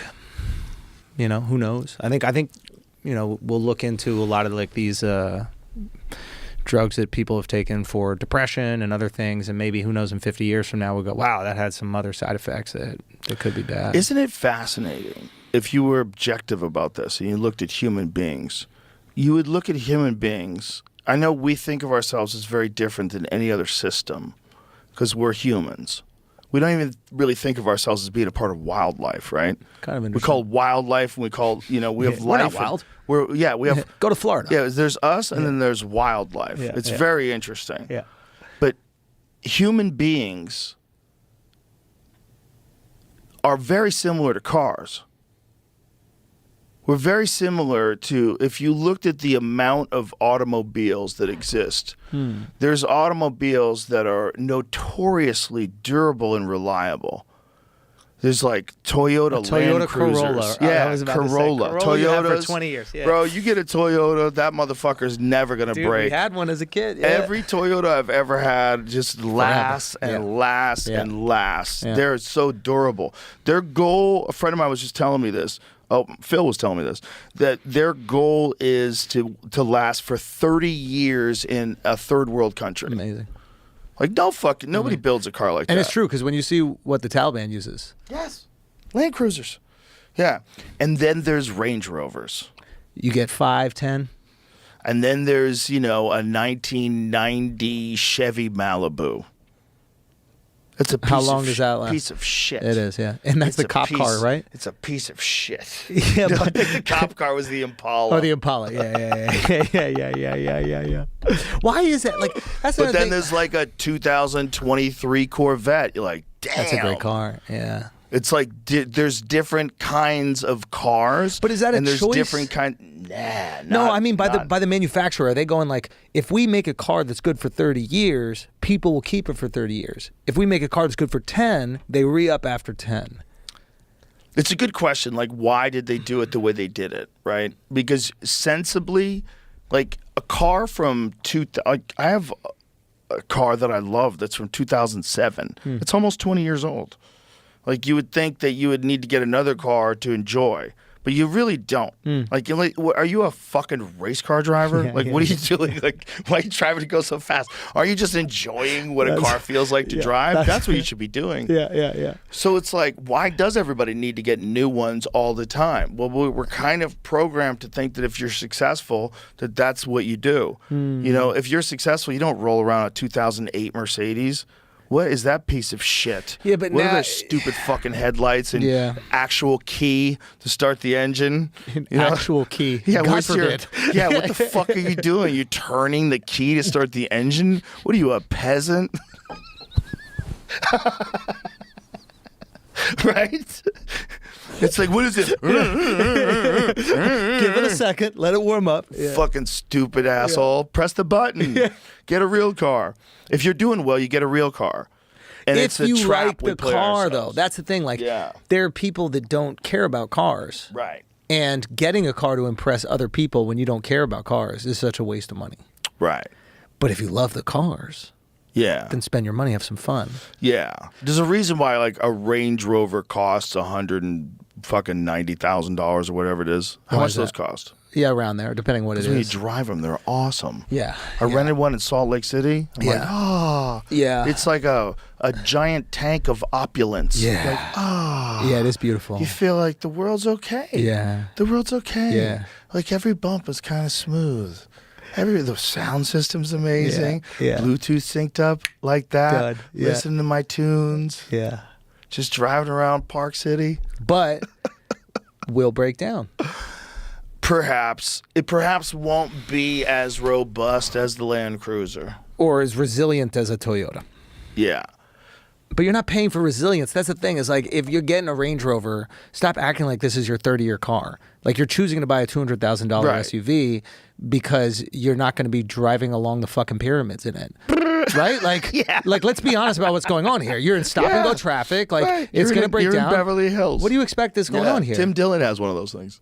He got the Range. Yeah. He got a few nice cars. Tim Dillon lives like a baller. He really and I does. talk about it. I talk to him. What do you I say? encourage him to spend his money. Spend that money. Spend that money, He bro. earns it. I Good try for to him. tell all of them, I'm like, let's go. Yeah. Let's fucking go. Wait, why? Okay, that's interesting. Why do you tell them to spend? Because I don't like that, like, save it all up famine mindset. Did you have that ever? Because you didn't come from crazy money. No, I didn't. I did not have a spend what you have mindset until I started making money. What? But when I started making money, I shifted quick, son. Immediately switched it. My manager thought I had a gambling problem. Was he right? No, I wasn't gambling at all. I was eating lobster every night. Your business manager called you and said He's there's like, an what issue? Are you doing? What are you doing with all your money? I'm like, I'm living like a king, bitch. Wait, when did you I've been decide? poor since I was a little kid. So you could handle being poor. Poor's not scary to you. Oh, I'm not scared of. I wasn't scared of being That's- poor. that's the most But I was like, liberating I'm shit. eating lobster, son. Yeah, I'm scared You of know? not living life. That's the fear I think a lot of people don't get. Where it's just like, you've been poor, you're cool with being poor. Yeah. You're not afraid of that because you knew how to thrive within that. You knew how to manage that. you're afraid of having all this and not enjoying it in this one life you have. Well, I think for sure when I first started getting money, I didn't think it was going to last. Like that, nothing had ever lasted before. Like, why would I think that this was gonna like? Oh, there was no stability in it. It's like, why would I think that this was gonna like keep happening? I was gonna get on television. Like, who the fuck gets on TV? You know. So I was like, I'm spending this fucking money. Like, I'm gonna have some fun. We're just eating lobsters. I bought a Volkswagen. I got like a 1990 that car that I showed you last night, a Volkswagen Dorado that I would bump Cool G Rap in. No, you showed me Cool G Rap. You didn't show me the car. Yeah, it was Derek then. I was telling him like I'm such a Cool G Rap fan because when I was driving the gigs in the 1990s, it was like really the best sound system I ever had in a car. I had like a nice sound system. It was like a Blaupunkt. Yeah. It was kind of had a handle. You pull it out when you leave the car so no one steals it. Remember that one? The radio. Yes. Yeah, of course. The radio comes out like a fucking laptop. I was explaining this to my young guys who don't understand that the radio used to come out of the car. And their reaction was this. They would go, hold on. They go this. They go, people would steal the radio? Bro, that was the whole thing. And they would sell radio. them too. Yeah, the radio. Yeah. Yeah. So you would get it, so it would come out on a slider. Yeah. Remember that? Yeah. You'd hold it up like a handbag. Yeah, there was like and a you'd little be hook walking that you around. could- So yeah. dudes would be walking And then- around with their fucking Blaupunk at the bar. People would put a little sign on their car. Yeah, please don't break in my window. Radio's not Radio in the not car. in car. Yeah. Yeah. Isn't that wild? People are stealing radios. I mean, that all went away. Yeah. Once it Yeah. became like an integrated computer system with Apple CarPlay and Android Play and all that. And once just having iPod got cheap, like just having music on you, it was on your phone. Yeah. People don't give Steve Jobs enough credit for that. Like he really stopped a lot of like car theft, like breaking into cars. Probably. Yeah, When the ability to get a song like what we were doing last night, dude. like the ability to get a song like literally instantaneously and just like Bro. using your thumbs and bam. You blasting 90s hip hop last night, bro. That's my shit. I had no clue that you liked 90s hip hop. That's my shit. I dude. remember going, I was like, bro, you might like Big L. Like, and I'm saying it as if like you don't know who this guy is. And you're like, oh yeah, Lifestyles of the Poor and Dangerous. Love that. Yeah, I got a whole playlist with Big L. Yeah, I I'm have like, a Big L playlist. Big L was, boy, what you talk about a tragedy. That guy was snatched too soon. He was and for really not even talented. his fault. It was I believe, I could be wrong, his brother was the guy who was really involved. Yeah. Oh. I remember that time in New York when Big L was popping. I was probably in like elementary or middle. And dude, Big L had like, he was rapping in like a multi-syllabic way. And he had these like hilariously funny punchlines. He had this one thing, he goes, ask Beavis, I get nothing but head. And like it was just like he had like he goes, oh God, I'm so ahead of my time. My parents haven't even met yet. Like he had like kind of punchlines in the rap. Like it was funny. Like there were funny lines, and I remember like seeing, not hearing this dude. I didn't even know what he looked like. That's how detached we were, right? If you didn't have a music video out, you're just hearing this guy's bars. And it was such a cool time in New York where like your friend could put you onto music and there would be no way where you could find out about music without your friend putting you on. Right. If you weren't on MTV or like The Box or whatever the hell the channel was, like your buddy had to say you need to listen to this and then play a cassette or CD of that person. Everything was word of mouth. It was almost like there was more justice because there wasn't a way where you could influence people into listening to a track.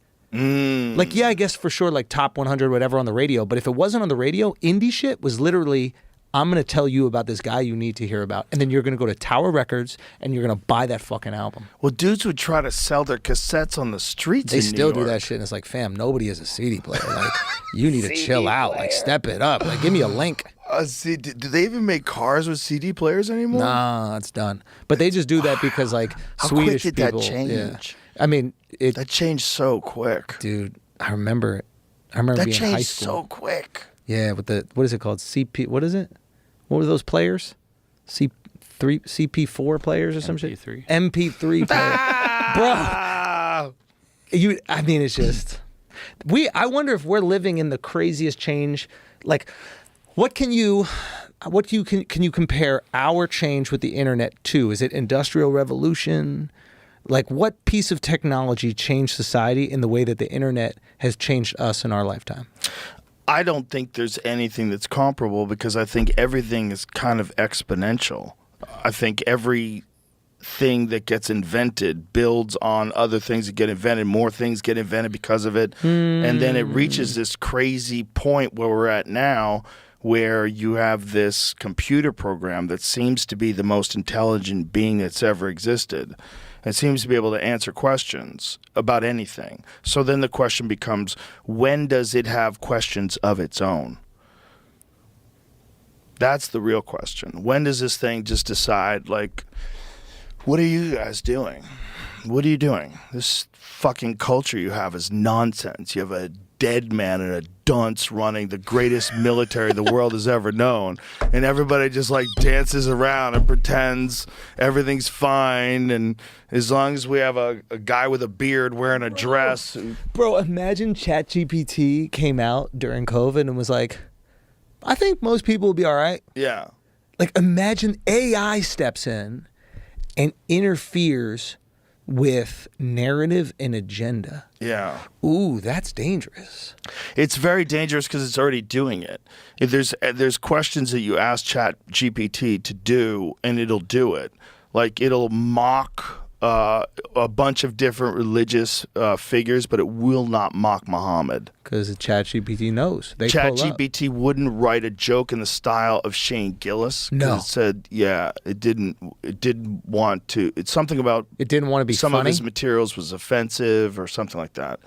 I mean, it's basically has a very non-nuanced and non-comprehensive view. It is cool to see what's happening with Shane and the success that Shane is having. It's like, Bro, he's undeniable. there's justice, man. He's undeniable. There's justice, He's man. so good.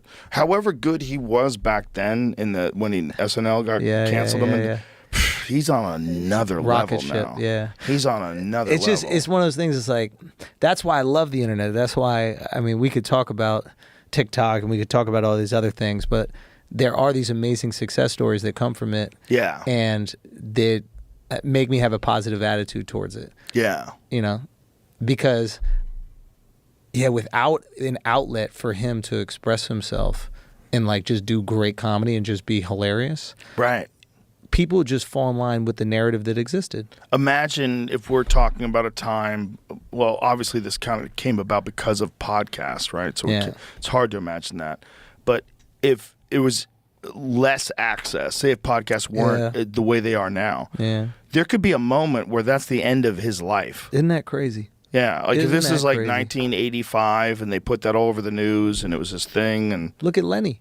Yeah. What happened with Lenny? Yeah. Like, a narrative got set in place with Lenny. And I don't think that Lenny in the end of his life, if I'm not mistaken, like, was living lavish with all this money. No. It was a he was difficult... blowing all his money on his legal fees, and it was a different world because the money that he would get would just be from live gigs, and I don't think they did like big arenas, right? So it's like, you know, he's traveling a lot and he's making some money, but he's also has exorbitant legal costs. And he would go on stage with the transcripts of. You ever seen the videos of him going on stage? And reading what happened in the court He would read the proceedings? trial transcripts on funny. stage, and then the lawyer says, and he would go into his thing, and it wasn't funny at all. Oh, it's not funny. At all. There was nothing funny about it. It was they were so bored. They didn't know what to do. He was so obsessed with his case that he thought he could just talk about his case in front of everybody and be interesting. I've thought about this recently, about like the importance of having like a comedic North Star and like a version of comedy that you think is the highest version that exists, and following that. Yeah. I think if you don't have that, you succumb to the will of the audience. And that can be dangerous because your confidence is dependent on them and not the version of art you think is the greatest. And yeah, I just wonder, like, early on, like, did you have a guy who was like, this is the highest form of the art? This is the North Star. I like what you're saying. I do. I think there's probably multiple North Stars, though, always. because there's certain styles that always interested me in a different way. Like I would decide that one guy was the funniest guy, and then I'd see someone that was totally different, and I'd be like, oh my God, he's so good. Maybe he's the best guy. Holy shit. Yeah. You know, it'd be like Sam Kinison, or it'd be Richard Jenny, or, you know, when you think about North Stars, and, you know, I think the idea is a great idea. Yeah. Like the highest expression, but I don't necessarily think there's just one. I think it's really a community thing. And I think if you're around a bunch of guys like Attell or Shane Gillis or you, or, you know, if you're around these Ari Shafirs and fucking Mark Normans, if you're around these guys, Tim Dillon, and if you're around those guys all the time, like, they're fucking murdering. Yeah. They're going up and slaying, and you're all like vibing off each other, and you're all having fun. Yeah. And you go up together. It's like, I think when comics see that, like, if you're a comic that's starting out and you see like the way we roll, I think you'll see, like, if you just be true to the art, just true to the thing. I get concerned when people, because I think that a lot of times, and I'm sure this is in every industry, but like comedics are drawn to like what is successful, right? So they're like, okay, if interviewing people on the street is successful, I'll try that. Or if podcasting is successful, I'll try that. Or if posting clips is successful, I'll try that. Or if this version is, and that's a normal thing. But I think it's important, like within that, to have like a version that you think is the most pure, even if other people think you're wrong. Like, there are people who like certain types of comedy that are different than the version I love. Yeah. But I had a version that I thought was the best. And as long as like I was being true to that, I was happy with what I did. I was competing with that. Yeah. Not competing with, like, let's say somebody went up and they did like a bunch of like really woke jokes and they got fucking claps and applause, whatever. I could be fine not doing that because I was like, I know what the best is. Now, I might be wrong in other people's minds. I don't give a fuck. But I had an idea, and that allowed me to like do the comedy that I did in a time. I mean, you remember when it was like you couldn't do offensive jokes. I mean, you were doing it. There was a few of us doing it, but like a lot of people were like, okay, I need to get on Comedy Central. I need to do whatever. And I was like, why was I able to do that? And I was like, oh, well, I just saw a version that I thought was the best, and I was like, how can I honor that? Because I think that's the best version, despite the fact that audiences were pissed or didn't like it or doing whatever. And I don't know, I just feel like that's important, like to have an almost like a arrogance about the version of comedy that you love. And there could be multiple versions, don't get me wrong. Yeah. But like, I think that's a healthy thing to have as you come up doing comedy, because it will stop you from like mimicking a thing that's successful just because you want success. Right. It will instill the purity. Like, I don't see you going, oh, well, this is trendy, I'll try that. Right? Right. And why is that? Because you had a fucking idea of what was good. Yeah, well, also, just, I don't understand that. Like, when things are trendy, I'm like, why? Like, what is it? Like, what are you guys doing? Why are you doing what everybody else is doing? Why are your pants ripped? Why are your pants ripped? You buying pants that are ripped on purpose? The fuck are you doing? Look at me. No. Stop it. You're so interesting with your ripped pants. Thank God your pants look destroyed. The fuck are we doing? What are we doing? I'm not going on that. That's what I think is important. Yeah. To have that fucking unbelievable, almost like religious arrogance about a version of comedy. And I don't care if it's one-liners, I don't care if it's stories, I don't care what it is. But I think allowing yourself to do that will make the most pure, authentic comedy for you. I think so. And that's what I want to see. I think you also have to be flexible. You also have to like not be committed to like the way you're doing it, and just be open. Because sometimes, like it's one of the best ways to create new jokes. Like sometimes, like a whole new way of looking at things comes about if you're not like committed to like one particular mindset. Not ideology, but form of like. For me, it was always like I saw people that were really authentic, and I really loved that. Yeah. And I was like, oh, that guy's being like really authentic, and I didn't feel like he's lying to me. I didn't Yeah. think. I feel like I could kind of trust him, and I feel like he was talking in a way that he would talk to me if he was off stage. Yeah. And like, I don't know. It's an art form. It It's is. an art form to doing that. That's what's so fascinating about this whole thing. There really is an art form to doing that. We're so lucky we're existing in a time where people value it. Because Right. there's been like bubbles, and were you around when it popped? I came onto the scene. I did my first open mic in 1988. So 1988 was the bubble was kind of already popping. Yeah. But there was still a lot of work. What happened was something happened. Something happened in the 1980s where people could just talk like a comedian. Yeah. There was They that didn't comedic have any cadence. Yeah. punchlines. Yeah. And and some of these guys got pretty far. There's this one guy, I don't want to mention his name, but I would bring comedians around. I want you to watch this. I want you to watch this because there is nothing there. He's not saying anything. It's fucking 100% nonsense. Yeah. But he talks like a comedian. Yeah. And it was so mundane. Yeah. His points were so boring. Yeah. And I took a couple comics. We're sitting in the back of the Laugh Factory. Yeah. I go, I just want you to watch this guy. Just watch this guy. And they're like, Yeah. holy shit. Yeah. I go, yeah. Yeah. Like you could do that in the 80s. Yeah. And then this guy was like surviving in the early 90s. And then it just... like one of those skeletons that turns into dust when they get like a vampire. When the sun comes out. That's what it's like. Dude, he just went away. But I remember he was like fucking arrogant. Yeah. Like when these arrogant weirdos who would like wear suits and he would do this like really clean comedy, this like clunky, boring, but he thought it was the best comedy. And he thought that we were talking about silly things, using bad words. Ooh, naughty. But there was a time where people were so excited to see comedy that all you had to do is sound like a comedian And they'd be out there. and talk about things comedians talked about, and you could make a living. So this is I don't know. This is why I'm like concerned about now. It's like, what do we do to uphold the standard? What do we? Because we're in a bubble, and like I seen hot girls doing comedy. Good. Let them do comedy. I hope they're good. I hope Look, they're good too. It's but not a bubble. It's not a bubble. It's live comedy is the best way to see comedy. And just by nature of the fucking sheer numbers of people, there can't be a bubble. No, I'm not talking about bubble because I think that like being funny is social currency now with like having a funny caption or a funny meme or a funny post. Like I think people really value funny now. I think that's why it's there. And then like we're the funniest people. So obviously there's going to be a value for us, right?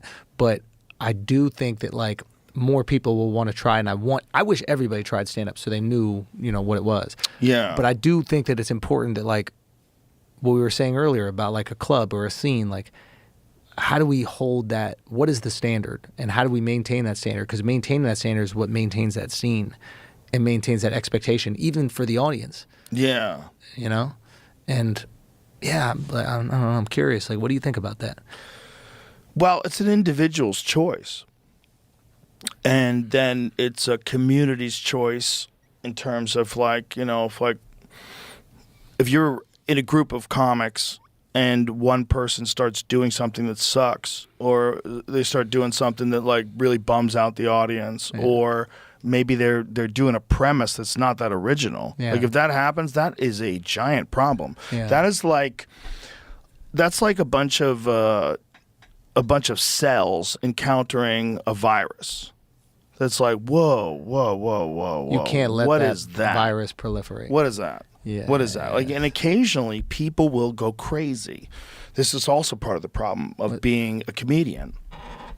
Like, what percentage of people stay sane from birth to death? It's not 100. It's not 100. So sometimes people go crazy, and these people were amongst you before they were crazy, and then they're deep in, and now all of a sudden you got a fucking complete lunatic that's in your cycle of friends that thinks that the CIA is writing jokes for him, and that they're ruining his punchlines. You're like, oh no, what do I do? Like I've been friends with guys and saw them go insane. Like, what do you do about that? Yeah. You have to babysit that guy all day? Can you bring that guy back? You might kill him while you're trying. Really? Yeah, you might give them like a fucking coffee cup filled with acid. Mushrooms. Do. Mushrooms heals all. Let's let mushrooms heal all. Yeah. I get into some I mean, mushrooms, maybe, right? I don't know. I mean, maybe people go crazy and they come back. I'm sure if they go crazy, I know people have come back from mental illness before. It's not like it's insurmountable, but it depends upon the case, right? Yeah. I don't know. We're just in this like weird time right now where like I think it's good because I remember the scrutiny of doing like edgy jokes before. And I don't feel like that exists now. I think we blew that shit out. I think we did. I think we blew that shit out. I think it's also the sheer numbers of people that listen to our podcast. It's like, hey, we're not alone. Yeah. If the majority likes it, it wins, right? Yeah, we're not alone. You guys are wrong. Yeah. Like you're trapped in this ideology that you think jokes have to reflect your actual feelings about things. No. Like, that's not the game we're playing. They reflect the things that we feel that are fucked up. Yeah. That's it. We're just trying, and we're trying to be really funny. Bro. Like, you're missing the point. And if you're attacking us, that's... Bro. I having to explain to Yeonmi Park the joke that bro. Let me just tell everybody. Let me tell everybody when Andrew and I will text him occasionally. Yeonmi, please, I apologize. You're a lovely woman, and I really enjoy talking to you. This is not disrespectful. Not disrespectful at all, but I would text him photos of Yeonmi Park and then a photo of a weightlifter. the fucking emoji. the weightlifter emoji, the heavies. So Yeonmi's coming on the podcast. I know. But I had to have a combo with her before. I had to tell her about the heavies, right? And I didn't explain it right. The first time she was on my podcast, I was talking to Andrew about it because he was like, yo, she got the heavies. So what I said was, we're talking about a woman who survived North Korea. She escaped North Korea when she was 13. She tells this horrific story of her journey to get to America. And then she'll just like, yo, she got the heavies. Son, I said on the pod as a joke, I go, bro, I was about to start feeding my wife rats, right? Right? So as a joke, so Yomi's coming on the pod, right? And I go, I can't let her come on the pod without knowing the joke. I feel bad. Like I want her to be inside, right? So I called her. And there's a phone convo of me trying to explain to Yeonmi what the heavies means. So I go, oh my God. Hey, like I'm so grateful that you're coming on. I just want you to know something. So you're inside on the joke here. I don't want anything to be making fun of you. I just want you to be inside. And but like have you seen like people putting like the weightlift emoji underneath your Instagram, right? And she goes, she's so sweet. She goes, yeah, I thought that they thought I was getting fat. She thought that they were saying that she was fat the whole time. What? And she's coming from this country where they're not feeding her at all. And finally, she's in a place where she can eat food, and then she's getting fucking fat shamed. Oh my on God! Instagram for it. Imagine being her and think you met her. She's so frail. She's tiny, bro. She's so tiny. Not all. Imagine imagine thinking that she's fat, bro. So I go, no, it's not that. And I'm stuttering. I'm like the most uncomfortable. I'm like, no. I explained it. Bro. Is it on video? Yes, I have video. I'll show you. And it's I go. I just well, you know how you have kind of like sneaky fat tits, and I just think you'll see. I'll show you. Look at that. That's crazy. Yeah, that's crazy. Incredible. That's crazy. Lovely lady. The amazing lady. Listen. So I go. But we were just talking about that, and we call those the heavies, and it's just like a funny inside joke. And she goes, oh, ha ha ha, that's great. That's awesome. That's so funny. That's so funny. Blah blah blah. She thinks it's hilarious, and then comes on the pod and we joke around it. And when we were joking around with her, she said an interesting thing. She goes, "Wow, I've never had anybody make fun of me to my face." And then she goes, "Freedom is amazing." Whoa. And it was a cool thing. Like she was with her story. Nobody makes fun of her. Nobody teases. Of course. We weren't making fun of her story. We're just busting balls and teasing. But she had never like had that happen, at least on camera. And even that teasing is about an attractive attribute. We were so we wanted to make sure she was. I mean, we literally have the weight, the dump. So there's a picture. There's a picture where she's holding. Oh my God, that's so ridiculous. Her holding on to that thing that says 1,000 pounds. But that's listen. Is this too inside? Because you and I, we go back and forth. This is culture now, bro. Okay. It's dude. We see people post randomly that have no clue we've spoken about it. Just randomly call big boobs the heavies. They have no clue that this happened here.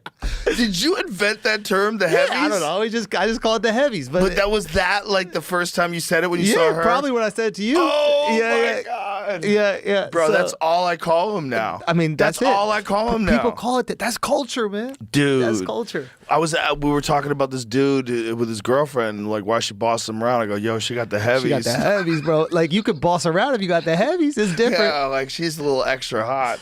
Bro, oh yeah, Jesus, the Nancy Nancy's got Pelosi's. the heavies. The Nancy Pelosi's. Nancy's got the heavies. The heavies are crazy. Yo, I got Bro, to pee so let's bad. take a piss. Let me take a little pee break. Wait, what were we just saying? Oh, you were talking about flow state. No, Yonmi. Oh, Yonmi. Yonmi. Yeah, Yonmi. Bro, there's a funny thing that happens like having a brain that jumps to jokes all the time is like because there's a moment like you know I was listening to the Yomi story and she was telling this immensely tragic story, right? Like the most tragic thing ever. But she was talking about this thing where like her mom got sold to mentally retarded farmers. Yeah. And it was like my brain.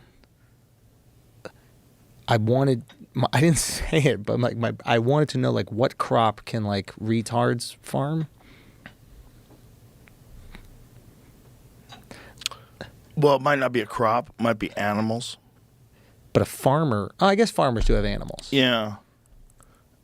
I just needed to know, but I couldn't ask it without it seeming being insulting, because it seems like I'm insulting, but I'm also like, I just want to know the crop, and that's just like. Do you want to imagine like your life being at its lowest point? Like someone sold you to mentally handicapped people who are farmers. Yeah. And you're out in the woods somewhere. There's no cell phones. There's no electricity. Yeah. And you just have to exist. Almost like, you know, I mean, you're not a caveman. You're living in modern times. Yeah. You're living in a time where there's electricity and televisions and movies, and probably living at a time where Rambo was on the screen. And at that same time, you are the property of mentally handicapped people that are farmers in the middle of nowhere in China. Yeah. Like, holy shit, man. Yeah. How the fuck do you get out of that? Yeah. That's the kind of conversation I want to have with those Republican pull yourself up by your bootstraps people. But you feel Bro, like you could escape from mentally retarded farmers, though, right? Like, some of them are strong. But if they weren't, what if you like gave them some ice cream or something, and then like they were really focused on that? You can't escape from your dog, man. Your dog's stupid. People are way fucking smarter. Even dumb people are smarter than a dog. Bro, they're gonna keep you around. They'll chain you up. You'd be like a pet kangaroo they have in their house.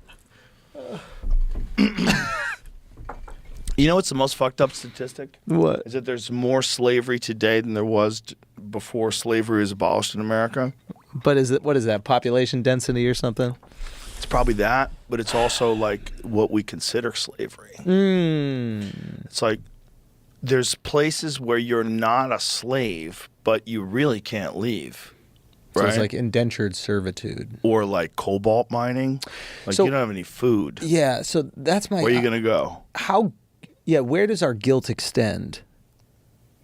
Like, if we outsource all the things that we're guilty about, does it leave at our border? Like, Never. It never leaves. Yeah. You have a phone that's made by slaves. But do you feel guilty about it? Yes. You do. Yeah, for sure. Interesting. If there was a company that came along that was like, if Samsung said, hey, we're going to make all of our phones Cruelty-free. Cruelty-free. Yeah. We're going to get all of our cobalt from this place where we can ensure you that there's nothing there and no Chinese factory workers making 16 cents a day or whatever the fuck they make. Yeah. It's not if there was a phone that was made in America that cost twice as much, I'd buy it in a fucking heartbeat. But there isn't. There isn't. And because there isn't, what do? We put up with the guilt? Like, Well, they fucked up. They fucked us. Okay, and to be connected to something where you absolutely need it, but it's morally reprehensible at its very core. Like, imagine how many people have tweeted self-righteous things on a phone that was made by slaves. Yep. And that's the reality of these phones. And Apple's one of the richest fucking companies on planet Earth.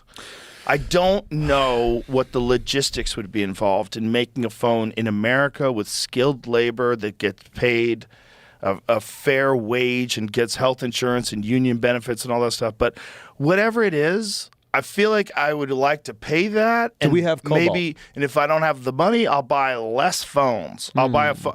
I have a fucking iPhone 11. One of my phone lines is an iPhone 11. Yeah. It's great. It still works. Yeah. It still seems so normal when I fire it up. It doesn't seem any different to me. but do we have the mineral? Like, do we have cobalt in America that we can mine? I don't think we do. That's in the tricky America. I don't know. Is cobalt available? I in thought it was only America? available in like the Congo. Well, that's where the primary source is for sure. But I think there's at least one other place on Earth. I don't remember correctly. Ooh, Mexico? Mexico. Let's go. Why don't we Mexico's just- this shit. Listen, we have a dude. problem with the cartels. Why don't we let's just like Mexico. Do we have a problem with them? Do we have a problem with the cartels, or are we working with the cartels? Well, for sure, someone's working with them. I mean, it's not just like 100% Mexican citizens that are sneaking across here and doing all this business. Someone's working with them. God damn, what is wrong with my throat? Yeah, someone for sure is working with them. But it's not good. It's not good to have this like fake scenario. You have a fake scenario. Say drugs are bad. If you make drugs illegal, no one's going to do drugs. Like, your math sucks. Okay? Because that's not the correct math. The correct math is if you make drugs illegal, then illegal people sell drugs. You fucking asshole. And so now you've propped up a multi-billion-dollar industry south of the border filled with ruthless murderers. Idaho. Is the only cobalt mine in the United States, and it's going to remain so. Okay, so we have some Interesting. cobalt here. I'm sure they could find some more. Okay, maybe we have just enough for us. How about just for us? Let's let the world make their own moral decisions. But maybe if we legitimately are the moral high ground, we could like encourage the rest of the world to realize like the same thing we were talking about earlier about having too much money. Like, just don't. You can't just think about money. At a certain point in time, you have to just figure out what's best for everybody. Yes. And in this situation, if I was the king of the world, if I was the king of America, I would say, how about we only make phones that are in America? Yep. We make American-made phones with we'll have sanitary conditions that are safe and provide health care. All the things that you would hope someone working a fucking cobalt mine would get. Yeah. Give them a great wage. Like, make it so that this is an even exchange. It's not a negative exchange. Protect them from all the... And if we knew that the cobalt we're getting in our phone, you don't have to worry. These guys make $100,000 a year. They're fucking well paid. They live in a great community. Okay, great. Now I don't feel bad about my phone. But if you watch those videos from Foxconn, you see those fucking poor people slaving away all day long in this sweatshop, 16 hours a day. They have bunks there and shit. They put nets around the building to keep people from jumping off. That is so wild. Yeah. Instead of changing the conditions, They won't these let people you have to kill work. you. That's crazy. They're like, get back to work. Yeah. They grab you by your hair, fucking drag you back down onto the floor. You probably owe them money or something. I mean, Yeah. I don't know how they fucking do that. Yeah, it's a tricky one. Do you feel you would want everything you use in your everyday life to have a clean connection to like ethically sourced materials, great relationships with workers, no greedy corporations that are fucking over the environment. Everybody would want that. I think they'd want that if they had excess. I think most Yeah. people are like trying to pay their fucking rent, and For they're sure. like, all right, if this is a little bit cheaper, I have a little bit more money for my family, my parents who are sick, and my Yeah. kids. Like, I can buy them another fucking baseball mitt, and so they can't even consider people in the Congo. And I think that's the tricky thing, where like they know it's almost like the Amazon situation, where it's like most people probably know that Amazon might not be the best situation for like mom and pop businesses, but it's so convenient to them, and it's so much cheaper, and it's so efficient that they just go, all right, well, this is great for me. Yeah. There's that. It is interesting, but I think that in those circumstances, when there's people that just can't afford to buy whatever it is ethically sourced and organically grown, all that there should be other options. But if there was a clear option that someone could take, if a phone costs $1,000, $1,200, right? This article I just looked up is saying that cell phones are not what's driving the cobalt price rise. It is price rise. It's batteries. It's car batteries. Well, yeah, that like was the Teslas and shit. But that is what they use them in cell phones. It's like lithium-ion batteries. Yeah. 8 grams of cobalt is in a cell phone. And how much is in like a 9-volt battery? How much cobalt in a? I don't know Yeah. if it's in a 9-volt, but the rechargeable battery. That's okay. I see your point. And you're right. It's like it's everything electronics. We're thinking about it as cell phones, but that's because cell phones are the primary They just dominate our method life. of communication, and just how many podcasts are listened to on cell phones? Yeah. All of them? Yeah. Or is it like 90%? Like, Yeah. imagine if cell phones were made illegal and people still had to get podcasts. Like, Done. the majority of modern electric vehicles use these battery chemistries and lithium, nickel, manganese, cobalt oxide, in which have a cathode containing 10 to 20% cobalt. And what was the cell phone? 8 grams. 8 grams. But that's a different measurement unit, right? One of them is percentage. Yeah, I was trying One to of find them's grams. how many grams. Either way, I mean, it's like it's kind of for everything with lithium-ion batteries. It does something to stabilize it. You know what it's like? It's almost like asking 4 to 30 kilograms for UV. 5%. Okay, cell structure requires a minimum amount of cobalt, about 5%, unless lower energy density. Lithium-ion batteries without cobalt are used at the expense of performance. A typical smartphone battery requires only 5 to 20 grams of cobalt, whereas an EV requires between 4 and 30 kilograms. Whoa. It's a lot more. It's electric cars. Electric cars are fucking up the environment. Oh, no. Isn't that like, what a conundrum? life is I funny. mean, it's not just the environment. It's like, when I'm saying the environment, I'm like the frequency of the earth. Yes. Like until somebody cleans that up, the mines, and until somebody actually looks at like every electronic thing with lithium-ion batteries is connected to this horrific crime against humanity. Yeah. What are we doing? Nothing. Nothing. Wild. All the chitter chatter, all the talk about equality and equity and helping and charity, and what about that? We're all not a personally responsible. Yeah, bro, for this it. ain't a secret. It's not like a fucking X marks the spot in a pirate map. Nope. This is Google. Yeah, Google. And Yeah. I had Siddharth Kaur on my podcast. We talked about it in front of fucking millions of people. People know it's a thing. Yeah. And they're not even talking about it. They're not doing shit. It's inconvenient. It's too very- inconvenient to care about. It's very inconvenient. Yeah. For all of us. Yeah. We're not going to stop using our phones. Idaho Cell Phone Company. You going to start it? That should be the name of the company, Idaho Cell Phone Company. Dude, Just Idaho? They mine cobalt. Let's build this is what if Apple was smart, they'd make a deal. Okay.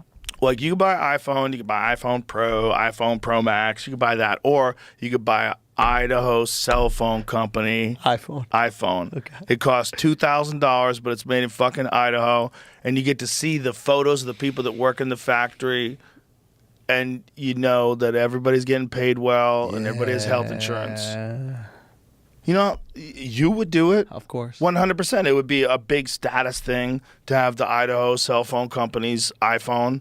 Yes. But that is good. That is good. We reward caring about other people. 100%. We want that. We want that. ICC. ICC. Idaho Cell Phone Company.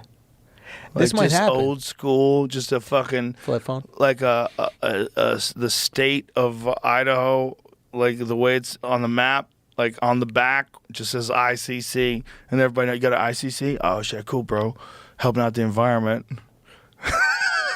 Dude, this might be, dude. Fuck a blue check. You know what I mean? Yeah, have your phones made by people who are getting paid to work. That's What it. a novel idea. You get your own color text. It's not blue. It's not green. It's free. Ooh, It's freedom. right? Would it be purple like Prince? Yeah. You get purple text. Purple text. You get Right. purple Prince That's text. all they would have to do. That's it. Everybody would want a purple text. Imagine a guy texts a girl with that purple text. And What she if got a text back with her shitty green. Oh. No, it'd be the opposite. No guy's going to care if a girl has green. It's like, I'll buy her another phone. Yeah, we're gonna fuck them. Yeah. But we're gonna level them up. Yeah. We're gonna make them care. I think the about more distirbing thing would be the woman who has purple. That's and then intimidating. a man has green. you hitting her with You're the like, green. Oh, no. He hit me with an Android text. It's easily interceptable. I can't hit Like, purple with green. I'm not ready for this, girl. Yeah, there's not enough colors on my palette.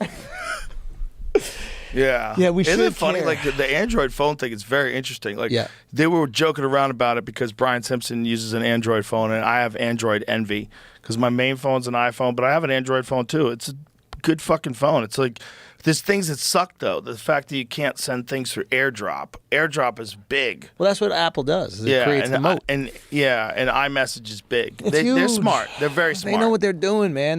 They're just so great at creating the moat and like making everything so seamless for you. But they were once all you're calling part of it. Brian Simpson a peasant. I'm like, bro, he's got a Samsung Galaxy S23 Ultra. That's a $1,400 phone. Yeah, That's but, like, not like a cheap phone. It's the same price as a really expensive iPhone. It's the best like Android phone you can get. He's just stuck in a. But once you started with Samsung, it was poor. The thing is, it's like was you're in very a poor. different little world. Yeah, I'm You're in a that world. I'm part of the narrative. I'm like caught up in it, and I know it's bullshit, and I know it's not true, and I know all like the facts, and I know all like the pixels and all that kind of shit from the Samsung are better. And I see those videos where Samsung compares it to an iPhone, and it's way better in every different version of it. And I'm still like, It's not way better.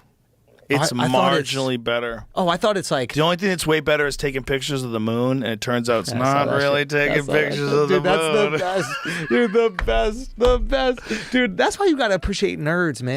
Like, you got Yes. to appreciate these guys who are going I out there, appreciate 'em so fact much. checking everything. Bro, they took a break down what happened photo with the of photo. a blurry photo of the moon on a screen. Okay, so first of all, Samsung was claiming that their phone can take 100x zoom pictures, and they proved it Well, by it definitely taking pictures can of the moon. take 100x zoom pictures, but you have to understand, like, what it's doing with that moonshot is way stronger than 100x. It's doing some shenanigans with artificial intelligence. Right. Because a 100, if you like do the 100 zoom on a Galaxy Ultra, it's legitimate zoom. It's not just things that it knows are going to be there, like the moon. Because the moon, you know the moon doesn't turn. Do you know that? What do you mean it doesn't turn? The moon doesn't turn. We turn. The moon is locked into our orbit, and we see the same side of the moon, always. But we turn. Yeah, but the moon turns with us. So it turns at the It exact just same rate goes. that we turn. No, it follows us. So So we're getting the version of the moon exactly. at the same time. Exactly. But wait a minute, aren't we? So sun is here. We are. Pick up the skulls. Yeah. So. So this is us. Yeah. Hold on, this is gonna be fun. This is us. Right? Moon. Yeah, Moon is rotating around us. We're rotating around the sun. exactly. So you're saying the moon is rotating around us the exact same The moon is speed. rotating around us, but not rotating. So it's doesn't- not spinning as we it's spin. rotating. We spin. So and it- it follows us. Why doesn't it spin? That I don't understand. Because it follows us. Like, say, look, like here's the palm of my So hand. it's- Well, I'll show you right here. Watch me. Watch me. Here's the palm of my hand, right? Yeah. Okay, now imagine this is the Earth. Yeah. Imagine the Earth is spinning. Okay. And the palm of my hand follows the Earth as it spins, but you only see this palm of my hand. You don't see my knuckles. You don't see the back of my hand. You see the palm of my hand because it never spins. So the moon, when we see the moon, so like if you're looking out and you see the moon, you see the same moon every night because you never see a moon that's spinning. The moon doesn't spin. Hence, dark side of the moon. Exactly. Ah. Exactly. So that's why it's a moon and not an individual planet because it's as big. It's actually bigger than Pluto, right? Oh, and an Pluto individual was a planet planet would for be a long locked into the time. gravity of the sun. Exactly. But since it's locked in our Exactly. gravity, Exactly. It's a moon. Yeah. You know that's see how it works.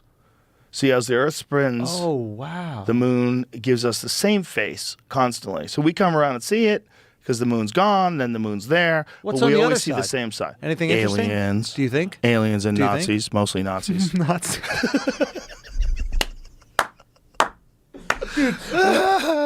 The aliens pick the worst group of people to Or the collaborate best. with. Or the best. or the best. What if aliens just cared about like technology so much? They're like, oh, these guys got some good ideas, and they Yeah. didn't even learn about any of the other shit. Well- They just were like, who understands rocket propulsion the best? Imagine if they thought about us the same way we think about like wasps. Where it's just like, it doesn't matter. Like, I'll let pick them kill one. each other. Like, Dude, but they're really how- good at designing engines. And eventually we get up there and we go, listen, buddy, there's some pretty bad other shit going on Yeah. with the Nazis. And we have to explain to them like what Jewish people are. Like imagine that conversation. Yeah. Oh well. Okay, but the engines are amazing. They have BMWs, the shit. Like, They're into the cars. They don't even, have you seen an SL500? bro, E46 BMW M3. Shut the fuck up. Shut up. So is that the thing? Is that what they think? Is that Well, is that the conspiracy? there's the Give me the conspiracy, no facts associated whatsoever. Well, the conspiracy is that there was connections between the Nazis and the occult. And this is the thing that they always talk about, like maybe even Satanism, maybe even summoning evil entities from other dimensions. And that, you know, the real conspiracy is that, like, if you think about the amount of horrific things they did, Yeah. they were absolutely abhorrent, Yeah. absolutely, like, contrary to what we would think of as been the best values of human nature. Yeah. And the whole country got behind this. Like, how did that happen? Yeah. How did they kill so many people? Yeah. If you were a person who was inclined to, and I'm not saying I'm not. Yeah. I'm not saying I don't believe in demons and Satan. I'm not saying I don't, because I think that's foolish too. So just Imagine if it completely was write it real. off. Yeah.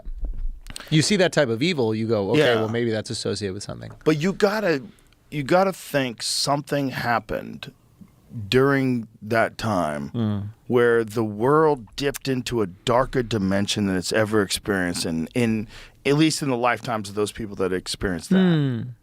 Like, what is that? Like, what the fuck causes that? So you Is think that they demons? tap into something? They tap into a dark energy. I think it's a part of everything and maybe a part of us, which is why you can talk about the Mongols and what the Yeah. fuck they did, and why you talk about the Comanches, and how it took like 100 years for people to conquer Texas because they just kept getting slaughtered. Unbelievable Everybody savagery. got slaughtered. Yeah. Well, they also had that horse tech. They have horse tech. They also had multiple arrows in their fingers, and these dudes had muskets. It was musket time. It wasn't until they came up with the Colt 45. It wasn't Colt 45. It was The revolver. yeah, Colt revolver. Colt revolver. Colt revolver was the first time they ever could shoot more than once at a time, and it changed the game. Not enough spoken about that in history and how that like carved out America on the planet. Did the Colt 45 create. It wasn't a Colt America. 45, whatever Sorry, the Colt revolver. Yeah. Create America. It kind of did, because if someone didn't come up, they didn't think that was necessary in war, so they weren't even going to like utilize it. And then the Texas Rangers were the first people to go, I think I see a fucking need to shoot multiple bullets. Yeah, because these guys got 4 hours. Rapid fire. 'Cause these guys were riding on horseback, shooting under the horse's neck. So they would dip. They to would the hang side themselves on the side. They would hold on to the side of the horse, and they would shoot past the horse's neck. What is holding them on the side? They're Are like they saddled or are stirrups. they They're bareback? like, they would do bareback. They would hold on. They had incredible grip with their legs, but they had like different reins and things and ways they would hold on to the horses. But you would just hang on to the horse and shoot underneath its body, so it used its body as a shield. As a fucking shield. Until bang, bang, bang, bang. Good luck. And then they're like, oh no. It's over. Apparently there's some wild stories about medicine men that blessed their warriors. They would there were real shaman, and then there was also con men, even in the world of Native Americans. Like, we want to think about Native Americans like they were, they were in tune with the land. They also had snake oil salesmen. They had snake oil. They did. So they had fake medicine men. They would tell them, I will put a spell on you, and you will never be killed by the white man's bullet. And so they would do this they were just making it up. And then all of a sudden, this dude's got a Henry rifle, and he's shooting from 200 yards. What Henry rifle is the... Henry rifle is like an old school Wild West rifle. And they were shooting people. What does a Henry rifle look like? It is a pump action, right? The old school ones? Show me a photo of one of them old school. It says, well, the Henry rifles, they still make Henry rifles today. They make some dope rifles. But this is back then. And then this dude's head's exploding 100 yards away. And they're like, oh, no. Because now they're realizing these guys can shoot from really far. They can shoot from several hundred yards away with some of these like more modern rifles. Well, that's like, when did rifles become accurate? Because my understanding of the muskets was it was kind of a guess. Kind of a guess. Right? Like, right? Like, I was reading a little bit about muskets, and it was like, I think it wasn't until they did like the spiraled barrel or something like that. It's called rifling. That's why it's called a rifle. See, the difference between a rifle and a musket is not just the way the powder knocks. You had a flint, and the flint would make a spark. And then goes. It would light the gunpowder, and the ball would go. Yeah. But a rifle actually has rifling. So there's like a pattern to the barrel. So it the spins inside. the bullet as it comes out. Spinning. Okay, so you shot that arrow today, yeah, right? If you notice the back of the arrow, it has fletchings. Those are you see the wings on yes, it. Yeah, exactly. And now, in the old days, those were feathers. Yeah. They would use them to steer the arrow, but now we use like a plastic. And those feathers, those are AAE max veins. And so they're all like at an angle, and there's 4 of them. So as that arrow's coming, it's twisting and turning. Oh, you want the turn because the spin is what creates the accuracy. Exactly. It keeps it accurate. And then there's also broadheads that accentuate the damage that's caused up by the spin. There's a type of broadhead called a single bevel broadhead. So like this is a real Native American broadhead. That's a real one. So this would be the tip of an arrow. Yes. This has been on an arrow. That was, who knows how many hundreds of years old before someone pulled it out of the ground. Yeah. Yeah, that's old as fuck. I mean, maybe it was from the 1800s, maybe it was from the 1700s. But so that is an ancient broadhead, right? Now, a modern one, they have ones that have an edge like this on one side, but not on the other. And what happens is, so like, see how there's an edge here and there's an edge here on both sides, okay? If it's beveled in on both sides to a point, it looks like a teepee, right? Yeah. But if it's only on one side, it looks like that. And when it's on one side, it causes it to spin through the body cavity. Oh, so it just tears up your body when it gets in there. Yeah, it continues to spin. That's called a single bevel broadhead. Oh, it's like a hollow tip. Their version of a hollow tip bullet. Their version of a hollow tip. But very good because it penetrates bone, because it's a single blade. There's a lot going on with those things, man. When you see in the movies where they do the thing where they snap the arrow and they pull it out, I guess, the other side. You could do that. Is that how you... Okay, let's say you get shot with an arrow.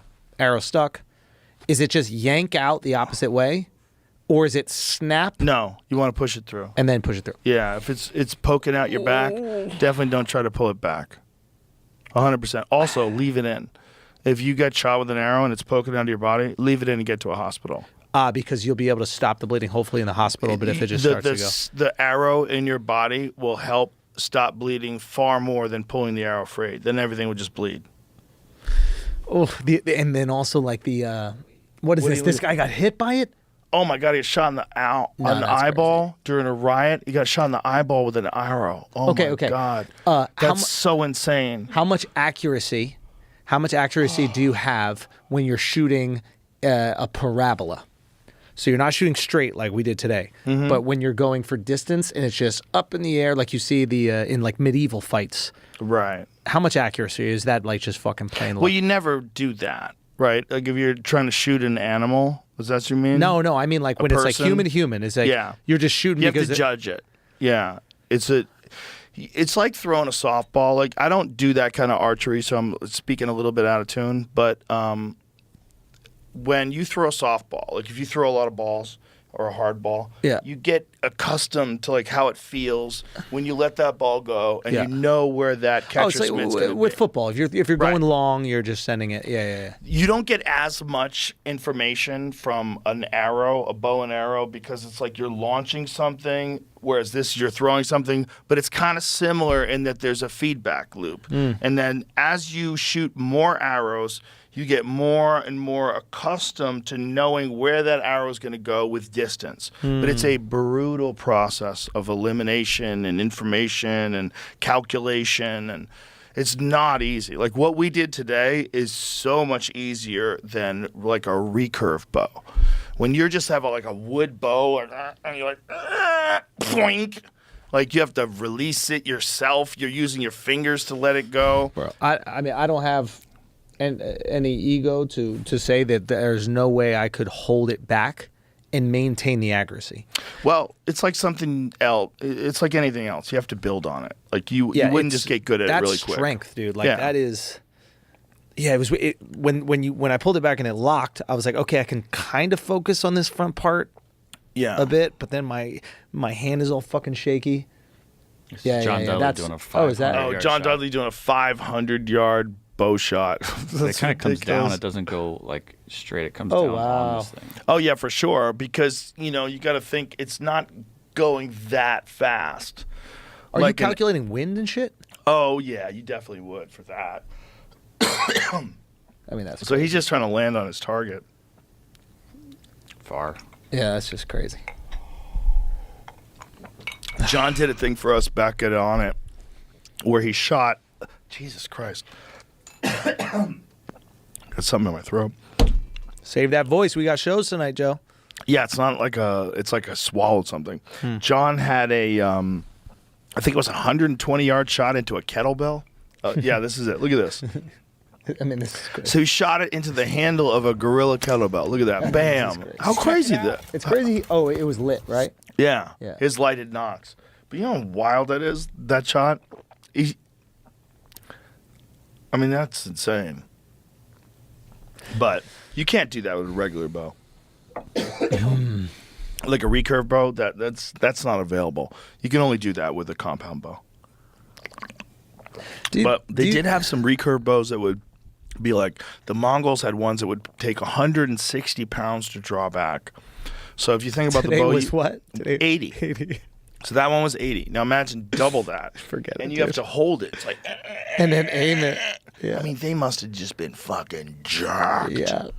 They Yeah. must have been 160-pound bows. That's crazy. I want to learn. I want to read more about that. Like, I just want to. Yeah. Just what is the competitive advantage with all these different groups? Like, what was the Romans' competitive advantage? Do you know? If I had to guess, they had a high level of sophistication when it came to military strategy. They had, I mean, they had so much money. I think So it's that's a just big money part of it. from I mean, trade. How does it not have to? I mean, if you're going to arm your people and you want to pay them and pay your soldiers, you want to give them fucking armor and weapons and shit. Like, the more money you have, the more weapons. The And more what is that horses, money the coming more from? everything. Resources, Stealing Like, from people. so I that's don't know. they're just like going in. They're taking all the shit and then. I would imagine there's a lot of things going on. Wait a minute, that actually makes sense. That if your business is, you're essentially like a pirate. Like if your business is just conquest and then stealing, you need to continue to expand the empire to continue to feed it. Yeah. And then the bigger the empire gets, the less that money affects the rest of the empire. So you reach a certain level where you just can't sustain it. Yes. Oh, wow. Yeah. That makes perfect sense. Yeah. You just go crazy. Yeah. You go crazy like the son of a rich man who's doing coke in a mansion. You just go fucking crazy. Bro, that's what they said. No, that's what they said that guy was. What was his name? Oh, fuck. And they said it was the lead pipes. He didn't drink from the water. Marcus Aurelius' son was... Oh, Commodus. No. No. No. What was Marcus Aurelius' son? The evil son, right? Yeah, Zeno? Zenit? Doesn't matter. But I guess they said that... Joaquin Phoenix. Yeah. Commodus. Oh, you were right. I was right. Okay, maybe it wasn't a function of just like this guy came up in extreme wealth and opportunity and whatever. Maybe it was a function of like they didn't understand the lead pipes made you fucking crazy, and for the first time he was every bit of water that he drank was from those lead pipes. Oh my! For the first time. Think about it. No way. He was the first person like that. That's generation was the first generation. Well, Aurelius was Aurelius born into it? I don't know. Because when I was in Rome and I was looking at... Is this like a widely studied theory, the lead pipes This was the guy theory? told me when I was at the Coliseum. Definitely an article in Science about it. Did lead poisoning bring down ancient Because they didn't Rome? know, for them, like the idea that there was like water and there was accessible water that was actually good for you was for the rich only. And what if that's all you had? Of course you're going to go crazy, because at the beginning of his reign, he wasn't that crazy. And then my man just went wild. So... Yeah, it could have been the lead pipes. Tap water from ancient Rome likely contained 100 times more. 100 times more lead than local spring Think about water. that. And all the poor people rich don't people have fucking plumbing, so they're getting water from a river. Isn't that a little bit of karma? Isn't that a little bit of karma? Life works in mysterious use a lot, ways. too. Sometimes the universe... Oh, it will. Sometimes the correct, universe my just boy. sends you a message. You remember when Heather McDonald blacked out on stage? She was talking about the vaccine. I mean, I don't mean to diss on her. She's a nice lady. But has there ever been a time where the universe is like, yo, bro, have you hang seen, on. There's a compilation. Like, have you seen the in like the gay dancing where they do like the fall? Yes, I have that. Yes, There's a compilation. Yes. There's a Of compilation all the different people blacking out. of all the people like falling as part of the gay dancing, and then Heather just dropping. Yeah. But she was really going off about how proud she was about like being boosted, a few times and hilarious. yeah. But it's like the universe is like, hey, You're going too far. You guys Going are too going far too now. far. This whole Yeah. fucking world's going too far. Yeah. How about that? Yeah. Drop. That's why people believe in God. Well, okay. Stuff like that. You They go, believe in- maybe there is a fucking someone watching over I this. hope so.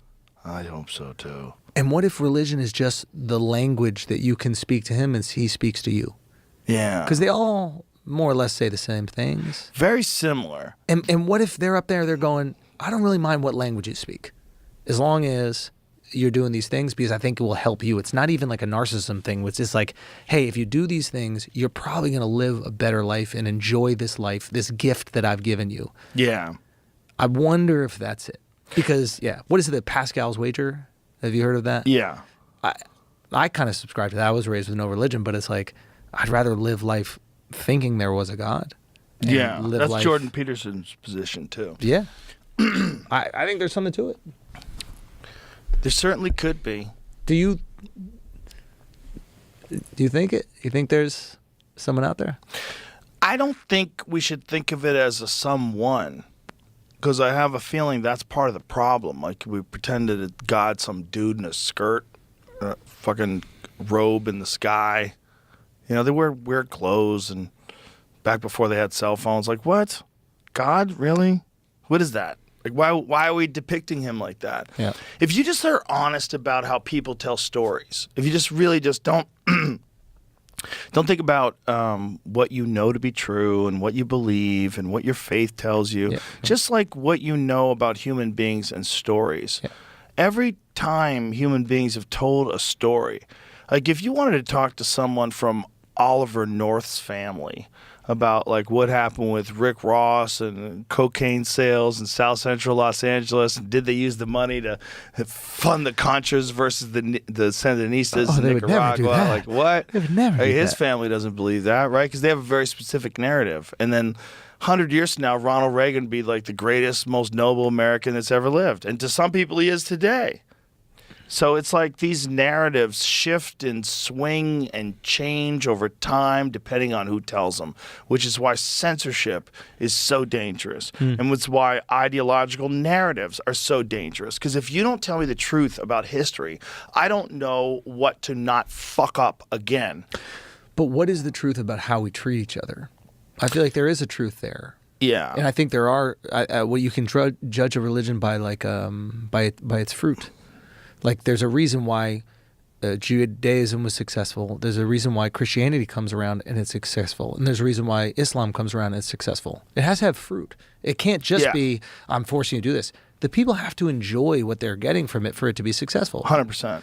Yeah. So they needed it in the time. You know, like I almost wonder if you look at religions as like girlfriends. Like every new one is a reaction to the last one. Like Judaism was like very strict and there's all these rules and you can't eat this and you can't do that. And then like Christianity comes around and it's just like, hey, bro, I love you. You know what I mean? Like, hey, you did something fucked up. I love you. You know what I mean? Like, it's right. Like, there's some Just say you're sorry. That's it. Just say you're sorry. Say sorry. And Okay, I love you. we Come to forget heaven. And then like, then it got too crazy. Maybe like not too crazy, but then maybe it was taking advantage of too much. It was like, I don't even need much from you. And then people were like, all right, well, I'm not going to do much. And then Islam comes around and it's like, oh, you weren't even praying once every week? Like, now you're going to do it 5 times a day. 5 times a day. Yeah. Happy Ramadan, by the way. I think today's the first day of Is Ramadan. today? Yeah. But like, I don't know. I just feel like it's a function of like what humans might need. Like, I almost think about like what is popular now in society and culture, like these figures, like Jordan is a perfect example, like you're a perfect example. Like I think we as Americans have kind of like left religion, we still need the structure. Yeah. And like even like telling somebody to get in an ice bath in the morning, like that's a religious act. Maybe it's not done for God, but there's a consistency there. There's something that you do that makes you feel good. Like I feel like we've found a way to like a la carte the different structures that religion provided us now that we don't have religion. Yeah, I'm glad you said that about the ice bath, because I think that sometimes it is a ritual for me, and it's also like a silent thing where I'm doing it completely by myself, and the just commitment to it. I think there's something. Also, it's like super uncomfortable, and when it's super uncomfortable, but you still do it every day, it's like you get like a little bit of you win one little battle every day. What about religion has to be comfortable for you? Yeah. Religion doesn't have to be comfortable. That's why there's something good in that one. It's like there's like a physical barrier that you have to get through for 3 minutes every day. And if you can get through that barrier, like you will have like a better day. Yeah. Which seems so stupid. I mean, I'll be honest Why is with you, bro. I ain't doing that shit. I tried it. I can't. I don't like the cold, bro. You think I like it? I think you like defeating it. You don't defeat it. You never win. I think you like No. challenge, and I think you like conquering challenge. You just you don't conquer this. You just tolerate it. That's the best part. You can never win. Is that the win, though? You Conquering can never it? win. It's going to be 34 degrees to the end of time. How long can you hang out in there? You don't win. You never win so with is the cold that, plunge. maybe that's the You can't defeat that's the it. ego check. You can't be like, I am the fucking freeze man. You know, even Wim Hof has to get out of the ice bath. You have to get out. You'll die. So maybe that's the humility. Maybe that's like it's related to something like the jujitsu of it. Like you're gonna get tapped by somebody, Right. There's something to that for sure. and maybe we need that. Maybe we need to be humbled. I think so. It's I healthy think- for us to be I think humbled. you need something that takes away your ability to control it. And the cold plunge is uniquely good because it's voluntary. Like no one's forcing you to do it. You climb in there. You have a little victory by getting yourself in there. And then you like watch a timer and count it down. And when 3 minutes are up, you get out and you won. You won. You did it. It sucked. You didn't want to do it, but you did it. So now the whole day is like you know how to suck it up. You know how to deal with bullshit. You know how to overcome something that's not fun, and you did it on purpose. And it'll aid you. It'll aid you in other things that are frustrating or, you know. But you're on it. It's like at a time where we can look at our phone and be distracted and feel good whenever we want. At a time where we can get a nice, cozy feeling of distraction whenever we want. We're forcing ourselves to do things that are inconvenient. Yeah. That make us suffer. I think it's very important. Through that suffering, we find. I think it's very important. Some happiness. Yeah. I think it helps. I think your body is designed to overcome a certain amount of anxiety and stress and adversity and challenges and fear. And if you don't burn that out, I think that's why so many people are on medications. I think they need medication to get through life, and I think you need life to get through medication. That's what I think. You're more resilient than you realize. Yeah, and you way need to more. test Everybody that resilience. is. That's what sports does. Yes. Yeah, Bro, you need to test your resilience. think about this thing that we talked about with Randall Carlson and Graham Hancock's theory about the comet impacts from 12,000 years ago. Modern civilization, as people talk about it today, started the way we talk about it today. And like in conventional academic circles, they say it started 6,000 years ago. Yeah. That means that if Graham is right and if Randall is right and their theory is right, that means that people lived in utter barbarism for 6,000 years before they started to reinvent agriculture and mathematics. For 6,000 years, they probably slayed each other with sticks and rocks. Seems hard to believe, no? Not really. Yeah. Not at all. Oh, you think it is? I think that is what happened. I think at certain places I think that happened. I think in other places there was remnants of the ancient technology, and I think they lived in different ways. Perhaps. Yeah. Perhaps, but there's not a lot of evidence.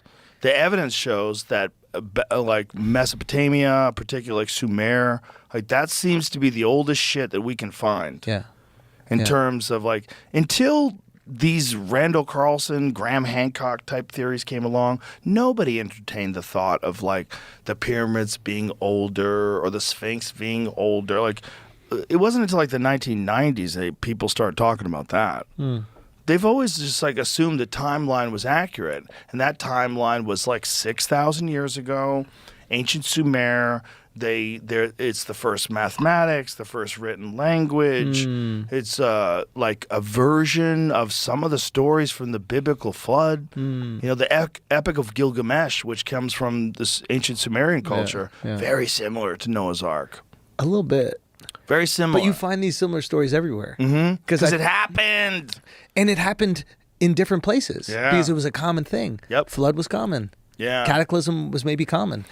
Not just that, but instantaneous flooding and cataclysm that comes from meteors slamming into the fucking ice caps. Yeah. Or think about how they would react to a hurricane. Yeah. I mean, think about how simple we view a hurricane and what that does. Or a tornado. The damage that does to a city. Now, that's a city that has like buildings made of concrete and stone. Right. Imagine tents, right? Imagine people living more or less outside. The devastation that would cause. It's a different life. What's the part of the world that has the most hurricanes? Caribbean? Is it Caribbean? I would assume the Caribbean. Makes sense, right? Like warmer water, right? Like the Atlantic is a warmer water. Come up from Africa, cross over, and then they hit the Caribbean. And I don't know. Like, I wonder if you could like tie cultural attributes to cataclysm.